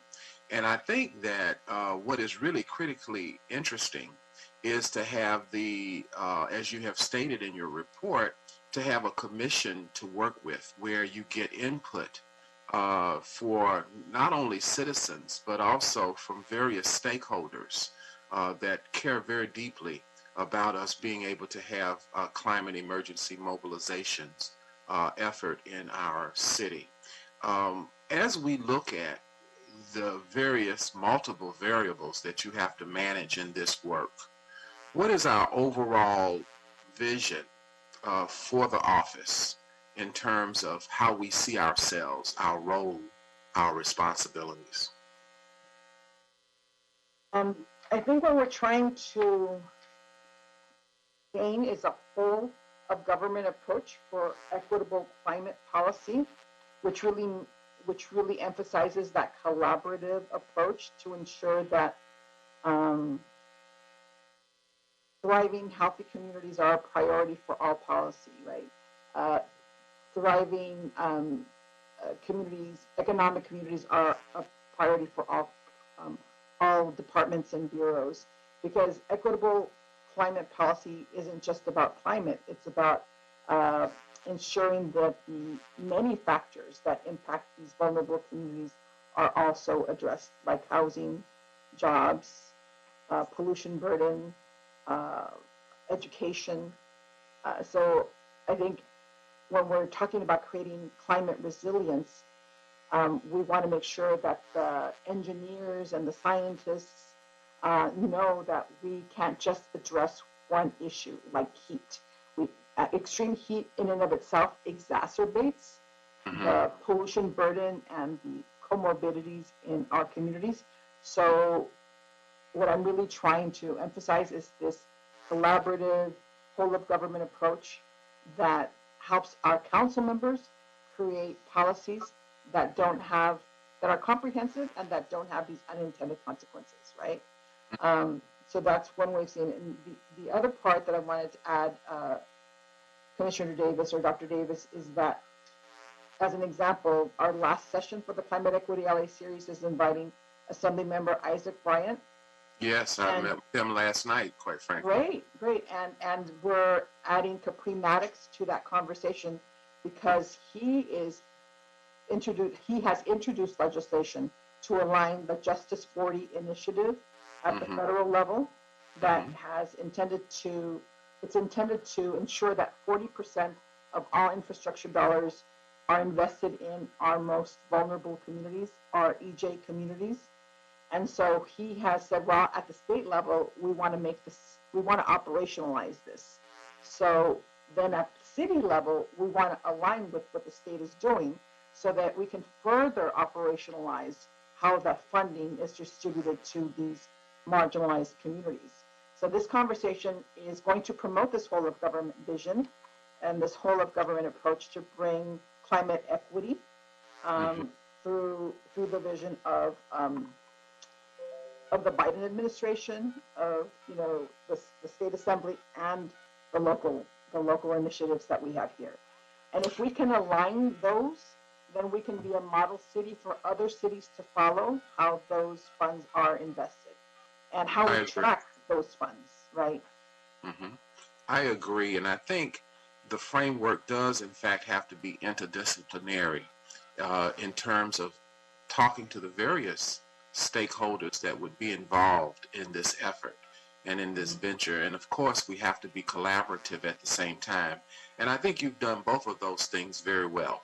I think that when we look at even the accomplishment that the state will make, certainly the laboratory for the example of what can be accomplished is in fact is in fact Los Angeles. We are the largest area in the state of California. So what we do, they oftentimes in the legislature says that so goes California, so goes the nation.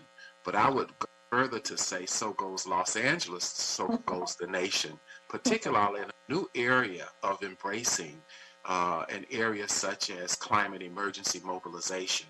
I think that this is certainly new in terms of government implementation. I think we're at the forefront of it, and I think that we can anticipate great results in what we are going to achieve because you have planned in such a way that you have a solid foundation, and it can only result, I think, in the kinds of outcomes that we hope to achieve. So I want to compliment you on it. It's very detailed, very comprehensive, but I think it's necessary, and I think you've done a great job in the planning. Thank you. Thank you, Dr. Davis. I really appreciate that so very much. Yes. Thank you. Thank you, Dr. Davis. Any other questions or comments, Commissioner Corson or Vice President Villegas? Hearing none. Marta, I don't have any questions. I'm pretty aware of where you're at. Other than that, thank you for your report, and we look forward to continuing the growth of your department. Thank you very much. Thank you, Commissioners. Have a wonderful day. Thank you. Too. Bye. Okay, I think we have one more oral report to handle. This is the status update for the Clean Water and Safe Clean Water Program from the Bureau of Sanitation. And we have Mr. Mike Saputo here to give us that presentation. Hey, Mike, I'm missing. Where's your Dodger gear? What happened? I got the blue on, but they told me I got to wear a collar shirt today. So you just have to wear the professional Dodger gear. Yes. I'm in the executive office of the Dodgers. So. There you go. All right, Mr. Saputo, all yours. Thank you. Good morning, Commissioners. Before we get started, Dr. Campos, I'll be able to share my screen. Absolutely. Let me make you a co-host, Mike. Give me 1 second. You should have that invitation. And Mike, what you plan to share with the board, is this something that was submitted to the board already and it's part of the record, or is this new information? It was submitted as part of the record. And Great. I have found a way to clone myself. The appropriate approval should have been from Michael Scudito. Yes. Kind of working off the two different things. Okay. Perfect. You should be co-host now, so if you hover towards the middle of your screen, lower middle of your screen, you should see a share screen green icon. I do, but it still says disabled.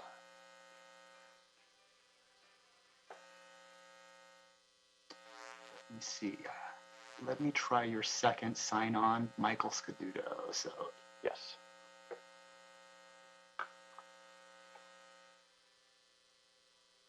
okay, both Michaels are now co-hosts, so it should work.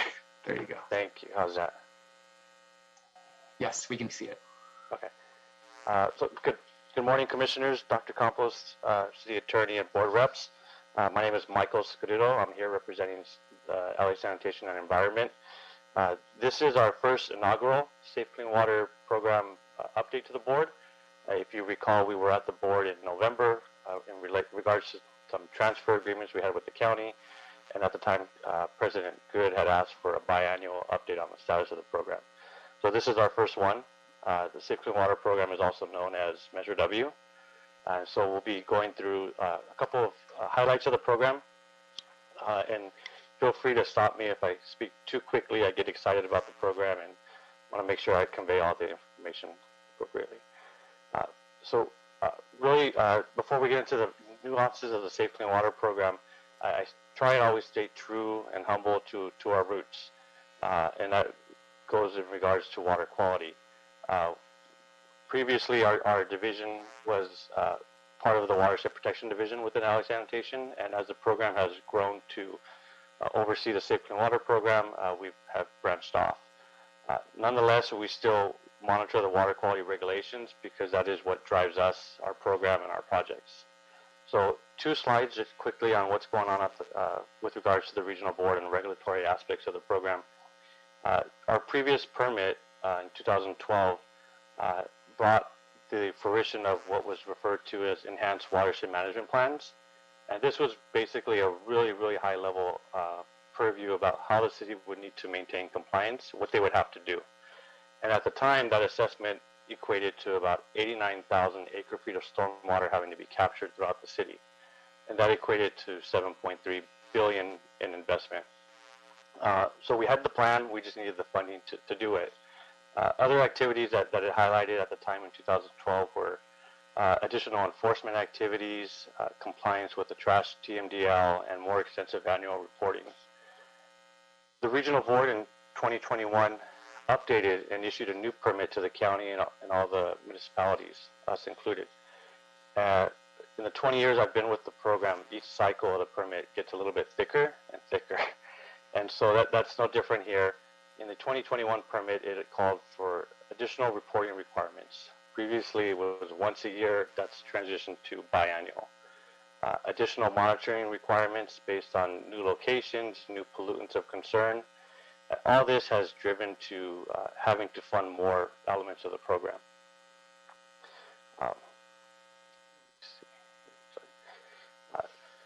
So what has transpired since the adoption of the 21 permit is there are new board members, kind of a new direction that's coming out from the board as well. Recently, as February, there were letters distributed to the county as well as most of the municipalities that highlighted that what was the previous commitments that were outlined in the enhanced watershed management plans weren't being met. And again, that was really a funding issue and a lack of resources. The city has made great strides. We've done a lot of projects with POPO under grants and some previous stormwater funds that we had, but we haven't met the commitments we outlined in the EWIMS. So currently our executive office as well as our watershed protection divisions are working to figure out what the next strategy is. What's the best way to show and demonstrate to the regional board we're making strides, but we haven't met the requirements. There's kind of 2 thoughts. You know, the regional board is really asking us in the municipalities to demonstrate compliance. And for some of these total maximum daily loads and the regulations that have had deadlines, we've passed those. So this is really kind of the nexus of what's going on the regulatory side and what's driving the program now. Going into that, there's more optimistic news with Safe Clean Water. This is our first oral report, so if I get too detailed, please let me know. But I wanted to make sure I brought what's happening up to speed over the past 3 years. So again, this was approved by the county in the general election, almost by a 70% yes vote in 2018. It took about a year for the county to implement the ordinance and adopt it. And by the time the county got around to actually collecting through their tax rolls, it wasn't until fiscal year 1920. So there was about a year of administrative items that took place. Within the program, out of the 100% of what gets collected, 10% of it goes to the county, and that's to support the various watershed advisory steering committees, as well as administrative staff on the county side. So that takes care of all the disbursements and the transfer agreements, really the paperwork. 40% of the funds that get collected get returned back to the municipalities, and that's based on how much gets collected per area, per municipality. For us in the city, that equates to about $36 billion per year, and this is referred to as our local return fund. And so we have full discretion within the city about allocating how we're going to use that money, and we don't have to report it back to the county. We do have to report to the county how we're going to use it, but it's just really an informal kind of, this is our plan for the year. In order to get the money, we need to submit a plan, and then at the end of the year, we need to show how we use the money and show our expenditures. So there's quite a bit of administrative work that goes along with this. On the regional side, 50% of what gets collected gets dispersed to the respective watersheds. There are 9 watersheds within the county. The city is participant to 3 of them. Those being Upper LA River. On the right side, you'll see how much gets collected each year. Central Santa Monica Bay and South Santa Monica Bay. And I will tell you the nuances of each of these watershed committees is a little bit different. Upper LA River being the most dynamic. But essentially, this regional program is pretty much like a competitive grant that takes place every year. Within the city, so with the county. The county is the administrator of the regional program. There is a regional oversight committee that approves the overall plan of how the money will be spent each year. There is a watershed advisory stakeholder committee. Commissioner Villegas is part and does lead the Upper LA River one, and I thank her for her service there. But these are the committees that decide each year which regional projects will be funded. And I have to say, it's not just projects, infrastructure projects. It also includes special studies and technical resource program requests, which are work to help smaller cities get projects onto the table.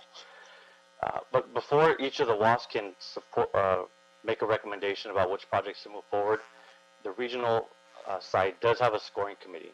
And that scoring committee is made up of nonprofits, NGOs, and the county. And really, they assess each project that gets submitted throughout the 9 watersheds to make sure they're in alignment with the goals of the program.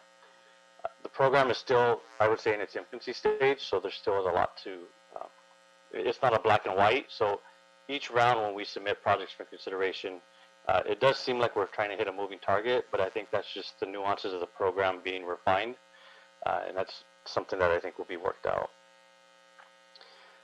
Within the city, though, the city also adopted a Safe Clean Water Ordinance, and that's section 88.328, and that designates LA Sanitation as the lead and the fund manager overseeing Safe Clean Water. We report to our AOC, that's made up of our CAO, CLA, and Mayor's Office. Again, we are the lead, and we work with a tight-knit working group made up of our partners at Public Works, being Streets LA, also the Water and Power, Bureau of Engineering, the CLA, and the CAO. And this makes sure that the program is moving in alignment. Anytime we bring new money into the program, to the city, we have a lot more friends. And so we want to make sure that the program as a whole is moving in the right direction. So I'll dive in quickly to the municipal side, what that looks like. Again, we received our first year of transfer for the funds on the municipal side, which is our local return. in fiscal year 2021. We received 35 million. We do, like I said, we do have to submit annual reports about how we plan to use the money and then how we use the money. So you'll see those in April and December. The first year of funding, it did provide funding for 6 capital improvement projects, and I'll touch on what those are in a minute. But it really goes to, it gets divided up to continue the pipeline of projects. We need to do concept reports to build that bench. That really is in alignment with the projects we need to do to maintain compliance on the permit side. But it also funds O&M. There is a reimbursement to the general fund that needs to take place each year. And you'll see in the first year, on the very last bullet, there's a reimbursement to prior year's expenses. That was a one-time deal, but it really was a result of we anticipated getting money in sooner than we really did, and we didn't have that. We didn't have the funds to cover it, and so we had to borrow. So that was a payment back to borrow on what we borrowed. In 21-22 is where we're at now. We received 36 million, which is a little bit more than we anticipated. And that's funding. We were able to bring in 4 more projects. So we have a total of 10 capital improvement projects, and you'll see some of the other items that it funds. And then in 22-23, we anticipate to get similar amount, and that's just going to continue the activities.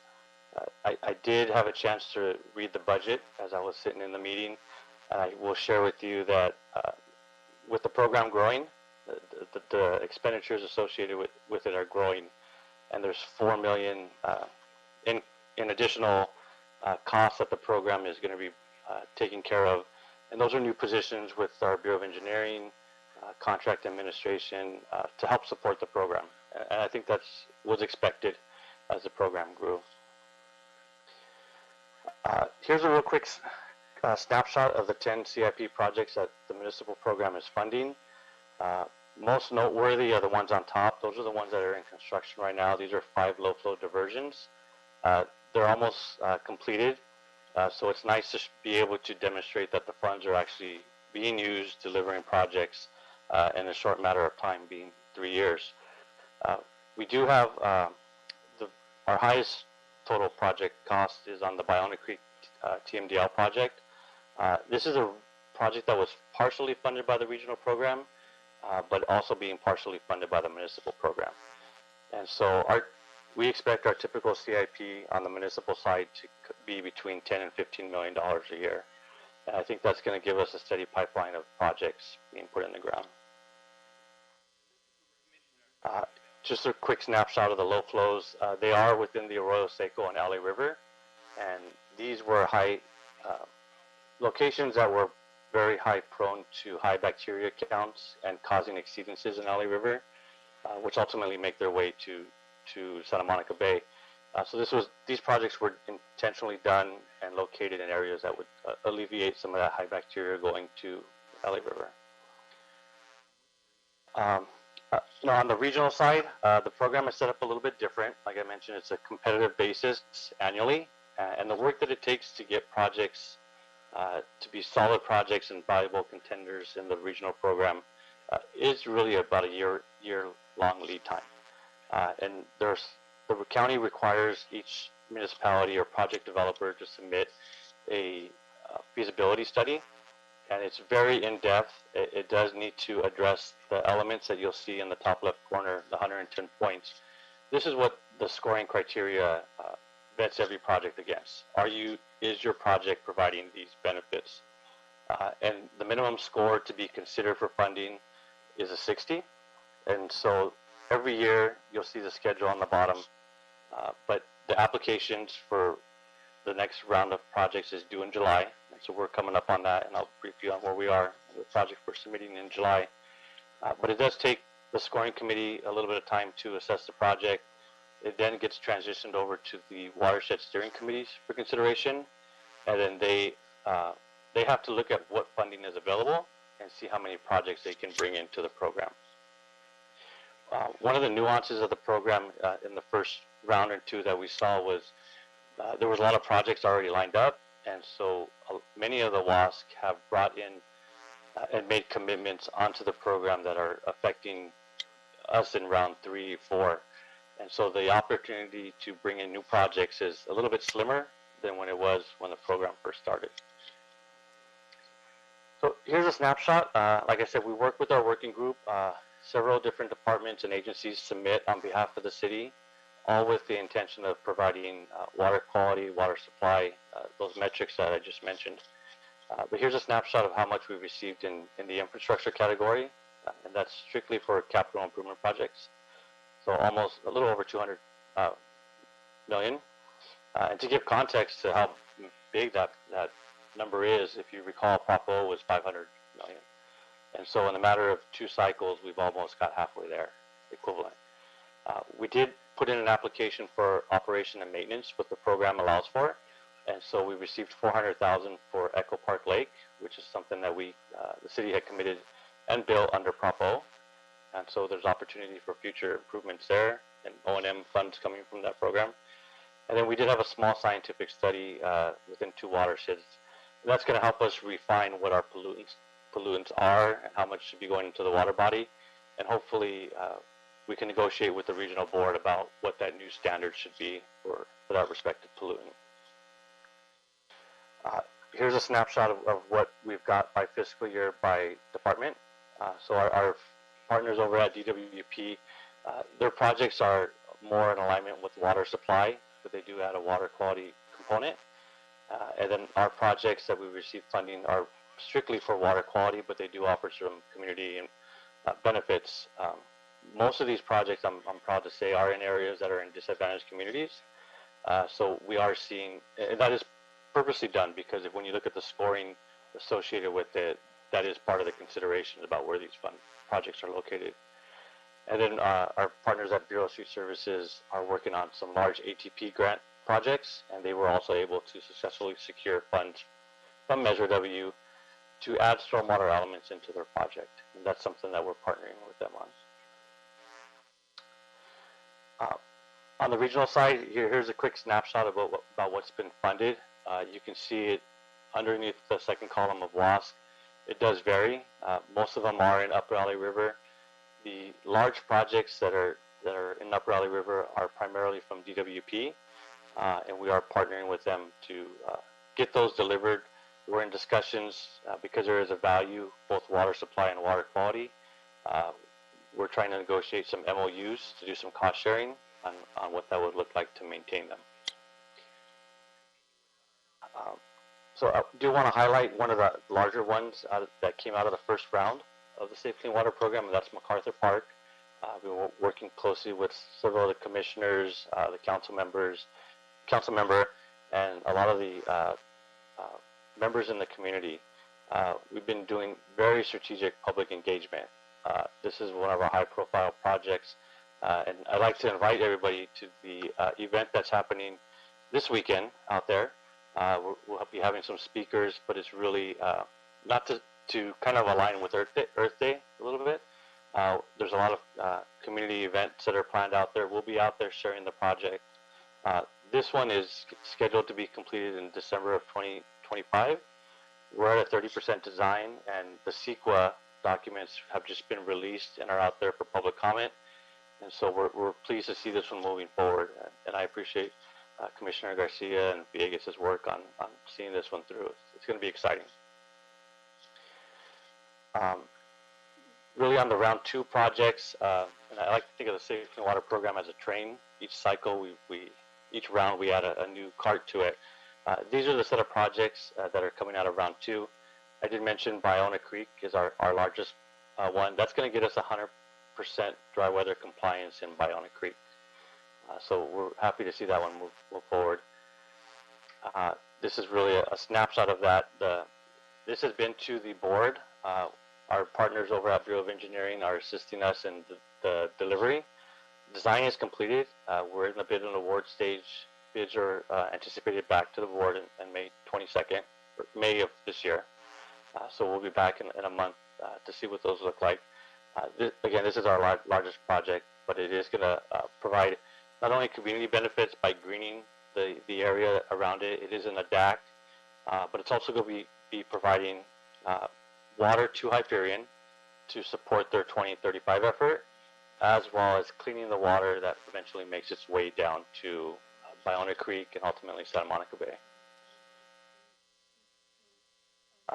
We're in the middle of the cycle now. This is our fourth cycle.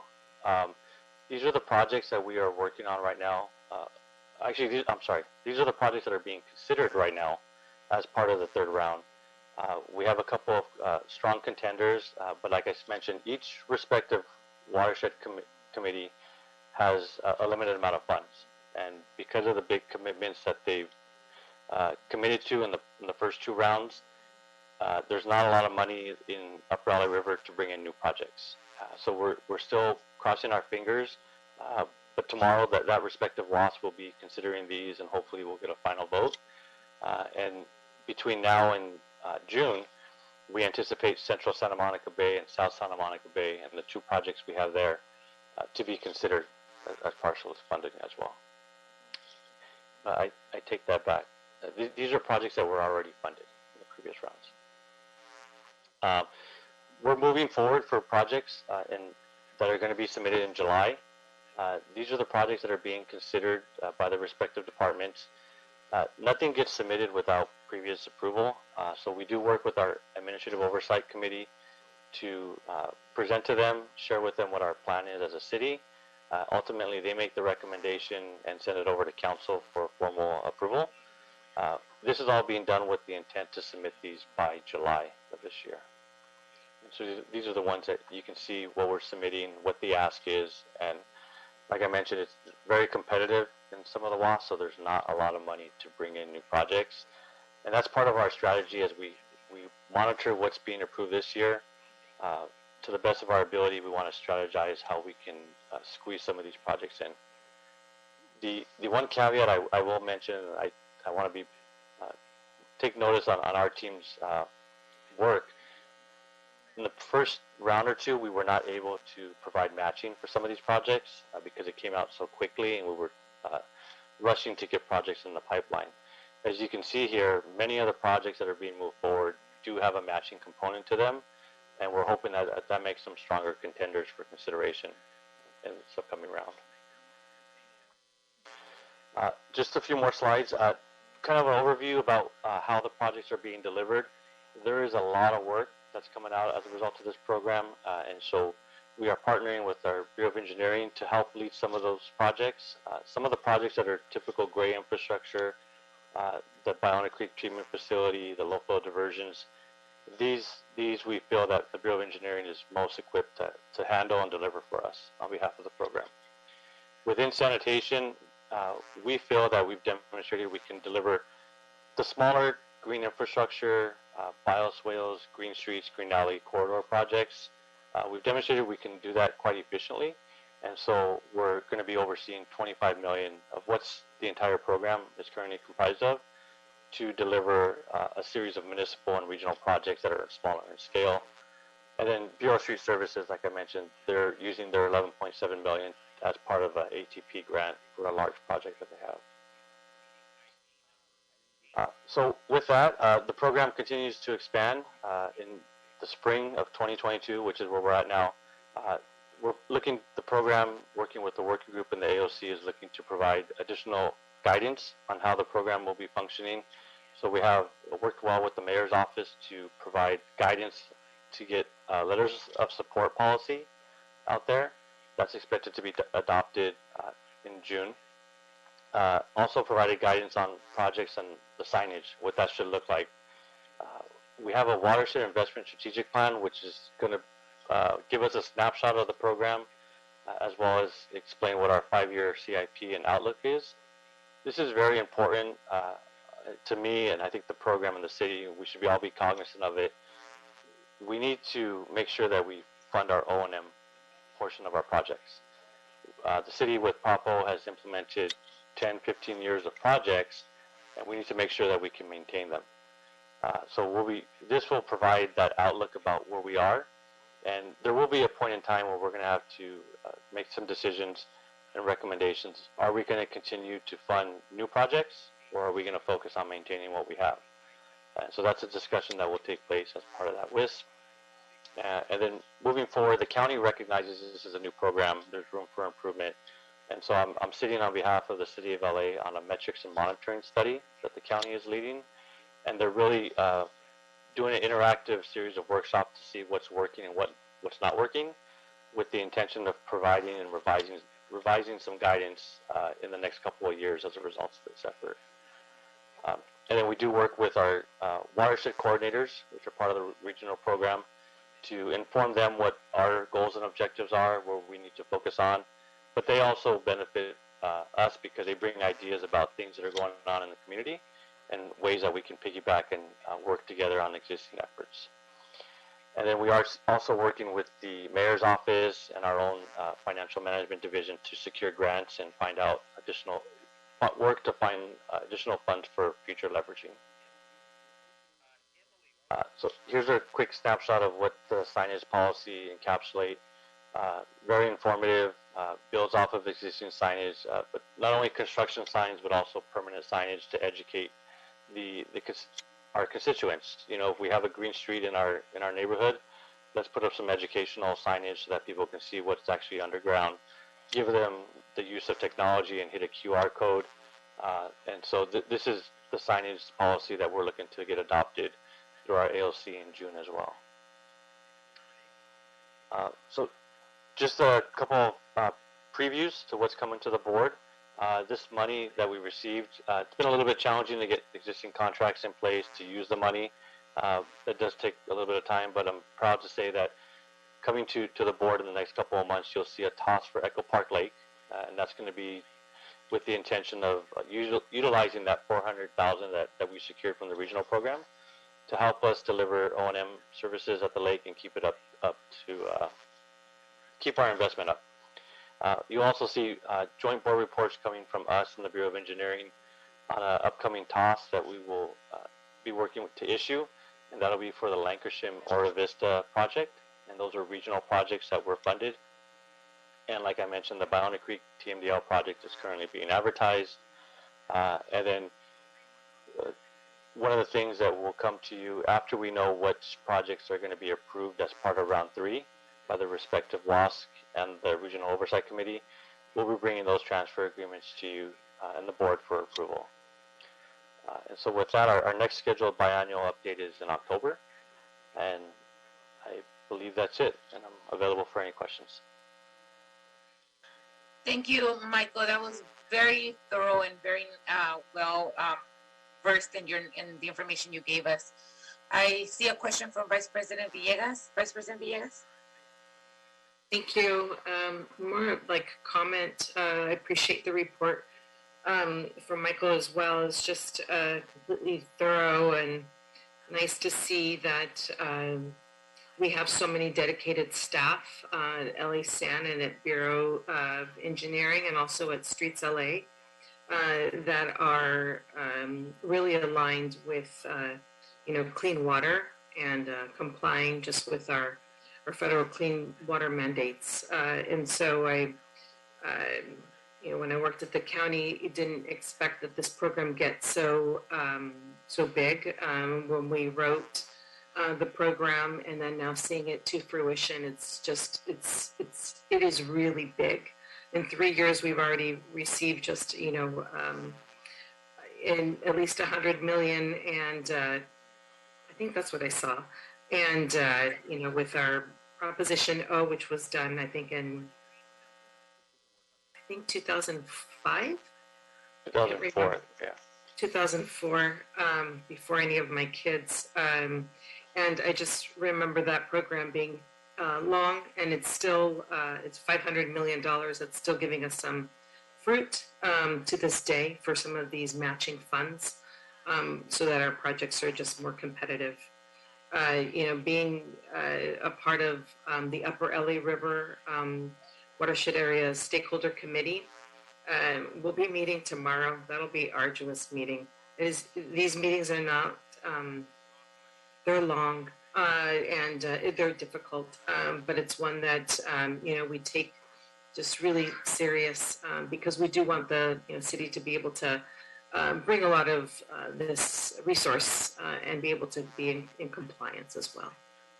Thank you. Thank you for your work, Michael. Thank you. Thank you. Thank you for that to Vice President Villegas. Commissioner, Dr. Davis. Yes, Michael, thank you again for a great report and giving us the details on where we are with water. And I wanted to ask you, in terms of reviewing where we have been, what do you feel we are doing successfully as it relates to a strategic plan for compliance? You mentioned in your report that there is a need for some areas of compliance. Do we have a strategic plan to improve that area of our work? Yeah, it's a good question. It's like I mentioned in the first two slides, Commissioner, a lot's going on the regulatory side and what we're seeing from the board. We've had these enhanced watershed management plans, which was supposed to lay out how we're going to meet compliance. It was a very high level, and it was what we needed to do, but I think we as a city need to reassess what we can actually do. And I think our intention initially when Measure W, I'll speak on my behalf of the program, but we really intended for Measure W to fund what we knew we needed to do. The dynamic of Measure W has kind of shifted a little bit. In order to bring in more projects, we don't just score them against water quality. We score them against community benefit, nature-based solutions, water supply. And so that's made it continue to make it difficult to secure funding for projects we know we need to do. One of the things that I need to defer a little bit is to our Watershed Protection Division, who is really the keeper of regulatory documents and how we're going to handle this, is they are currently working to figure out what the best scenario is to move forward. So we don't quite have an answer, but it's something we need to report back to the regional board in a short amount of time. Great. Now, when we look at PROPO, I would suspect that all municipalities were so happy that we did have PROPO. We've applied, obviously, for a lot of PROPO projects. How would you review our performance in terms of our applying for PROPO funds and our securing them from the applications we've made? How have we utilized PROPO funds? And have we done so in a way that you think has been quite an asset to what we do in the Bureau of Sanitation? Yeah, it's a good question. I think PROPO really set us apart from a lot of municipalities in the county, being that we were the first agency to have our own dedicated source of funding to implement stormwater projects. That alone has set us far and apart. I think we are one of the few agencies that are going to the Safe Clean Water Program for O&M request. However, that's been a little bit challenging. A lot of the members want to see new projects going into the ground. We are taking credit for all of our success under PROPO. I think when it comes to reporting with the regional board, we can demonstrate that we've done something. We've invested, and we are seeing some of the improvements of that. PROPO funded many of the major low-flow diversions along the Santa Monica coast, and the correlation between water quality is evident. When we used to get D's and F's in certain areas along Santa Monica Bay, we now have A's and B's, and so for dry weather compliance. And so I think there are a lot of projects in PROPO that you can directly measure the benefits of them. And to answer the second part of your question, the portion of PROPO that hasn't been used yet, to Commissioner Garcia and Villegas' point, we are using that as potential matching funds for future projects. Mm-hmm. So the nexus is being carried over and it's rolling up pretty well. Help me understand our goal on stormwater. What is it that we're seeking as the end game in stormwater? Sure. So on the regulatory side and in our MS4 permit, the city is tasked to meet the mandates or the water quality requirements for 22 total maximum daily loads. And those can range from bacteria to Alley River, to copper in Bionic Creek, and toxics in the harbor area. And so the end game, the bottom line is that when we take a sample of water from those polluted water bodies, we need to demonstrate that it's below the limit. And that is a very challenging task. Now, when we look at what we do in water overall, how much of our program in terms of what we do with water has impacted the challenging communities of Los Angeles, such as the South LAs, such as the East LAs, such as the Pacoimas? Is there any specific program towards education or utilization of our water programs that involves those disadvantaged communities? The answer is yes. That comes in a couple of different components. The regional program has secured certain nonprofits and community-based organizations to help with, they refer to them as watershed coordinators. And they are strictly tasked to go out to these communities, not just disadvantaged communities, but areas that have lacked resources in the past, and partially bring us some good ideas that we can piggyback off of to implement projects in those areas. So it takes place in that forum. It also takes place with us. We work with each council district. We have a member of our team dedicated to each one of those areas, and they have themselves identified projects. So we try and work and find out where these areas are, both on the municipal and the regional side. We have a scoring metrics that needs to be assessed. On both of those programs, disadvantaged communities are given higher points if you're in a disadvantaged community. One of the things that the program, as it was being developed, saw was there was a lot of money in Propo that went to the west side, and that was primarily driven because at the time that's where our first deadlines were at. Unfortunately, the deadlines in water quality and where we monitor aren't always in a disadvantaged community, and so that's made it a little bit difficult because we know where we need to do projects, but not all the time are they located in a disadvantaged community. And that's where it becomes a little bit difficult to fund that project because it doesn't meet the criteria of a disadvantaged community. And so we're working to navigate those waters and find the middle ground. Okay, thank you so much. Appreciate it, Mike. Thank you for that too, Dr. Davis. Any other questions, commissioners? I do, and Mike, I don't know if you had this in your slides, and if you did, I apologize. But are you guys tracking any job creation that you're doing?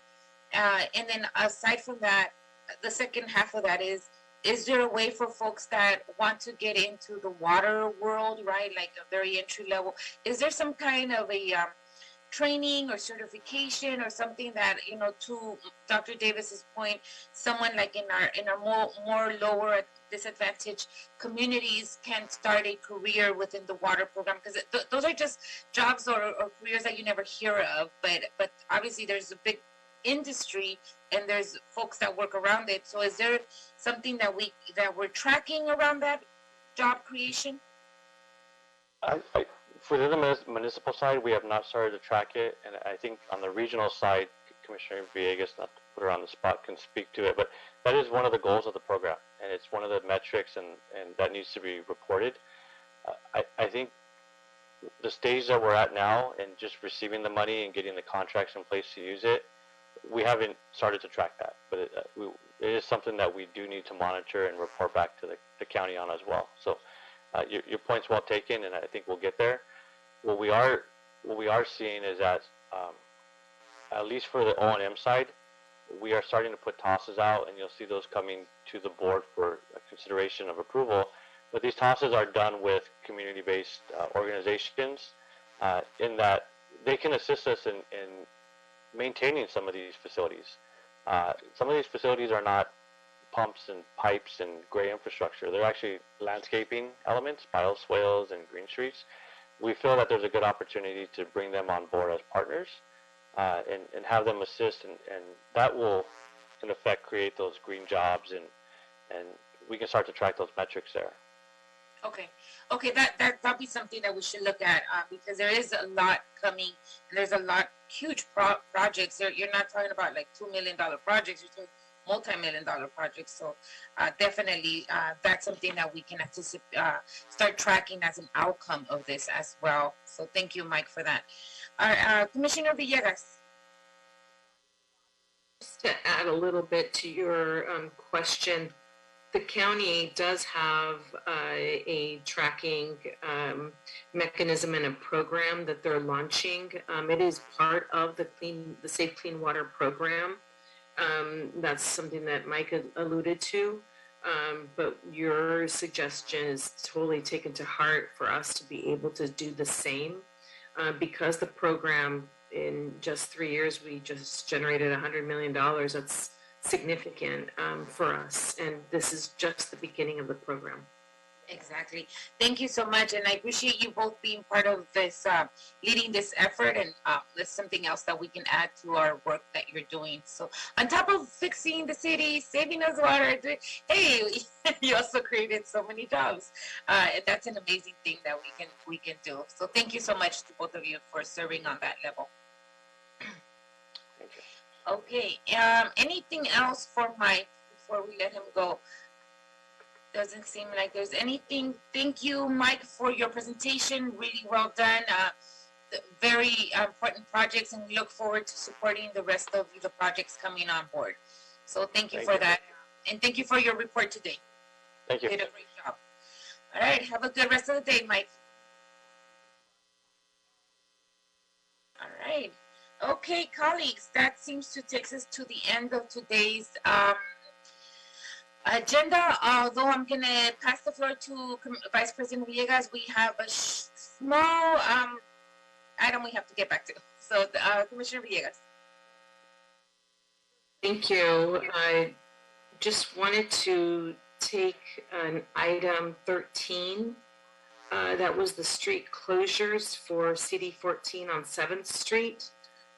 Just wanted to take that one up for reconsideration, and also just if we can ask Dr. Campos just to possibly spotlight arson with BOE, and so we could just get a little bit more context. During the presentations, I'll just be forthright and forthcoming with you all. I got an email just wanting to change the timing of when the street closures were to take place. Our board report Commissioner, says, I'm sorry to interrupt.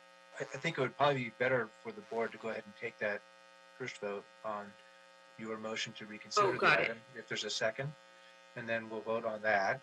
And once the board votes to reconsider it, then I appreciate that. Thank you. So I'm sorry to interrupt. Yeah, and then I do appreciate your background on it, so that we're all clear on how this came about, and so that you can go back to that, Vice President Villegas. Okay, do you want to call motion to open item number 13 again? Yes. Okay. I move to open up item 13 for reconsideration. I'll second your motion. Are there any objections, colleagues? Okay, it seems like there's no objections to reopening item number 13. Okay, Commissioner Villegas, you want to hit us? I'm sorry, Commissioner. We have to take a vote. You haven't voted yet. Take a roll call. Sorry. Yes. Okay, go for it. Let's do roll call. President Garcia, just for the record, there's been a motion by Vice President Villegas, seconded by President Garcia, to reconsider and reopen item number 13. For the record, it is Board of Public Works, or BPW -2022-0253, title Street Closure 7th Street Streetscape Improvement Project. And we'll go ahead and start taking the vote tabulation to reconsider this item and to reopen. We'll start with you, President Garcia. Aye. Vice President Villegas. Aye. President Pro Tem Davis. Aye. Davis, aye. And Commissioner Corzan. Aye. This motion is adopted, and item number 13 is now available for your reconsideration. President Garcia, if you'd like to call item 13 again for the table, then we'll go ahead and spotlight arson after you read it into the record. Perfect. That was my next question. Do I have to read it into the record? Okay, colleagues, I'm reading item number 13 back into the record for reconsideration. This item is in Council District 14, is a street closure on 7th Street Streetscapes Improvement Project, recommending the board to authorize a temporary full closure of 7th Street from San Julian to San Pedro Street for 7 weeks starting April 27 to 2022 and ending June 14, 2022 for the construction of the 7th Street Streetscapes Improvement Project. Arson, you thought you got away, right? I thought so. We were just there. Apologize and thank you for the reconsideration. We received, yes. But I wanted to get the background that we received from when we took a vote to now. So either you or Vice President Villegas could just kind of state that. Sure. I'll go ahead with the background. And so basically we received word from the field this morning just after the item was considered that the council office has worked with DWP for DWP to actually reschedule their work in advance of the contractor's work. And so DWP is ready to mobilize and begin work starting tomorrow or as early as tomorrow. And so the council office has asked if we can reconsider the closure authorization to begin on April 21st, 2022, and still end on June 14th, 2022.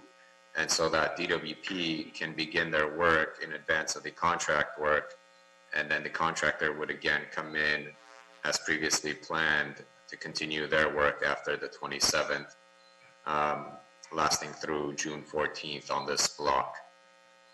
Now I'll take any questions if there are any. Great, thank you.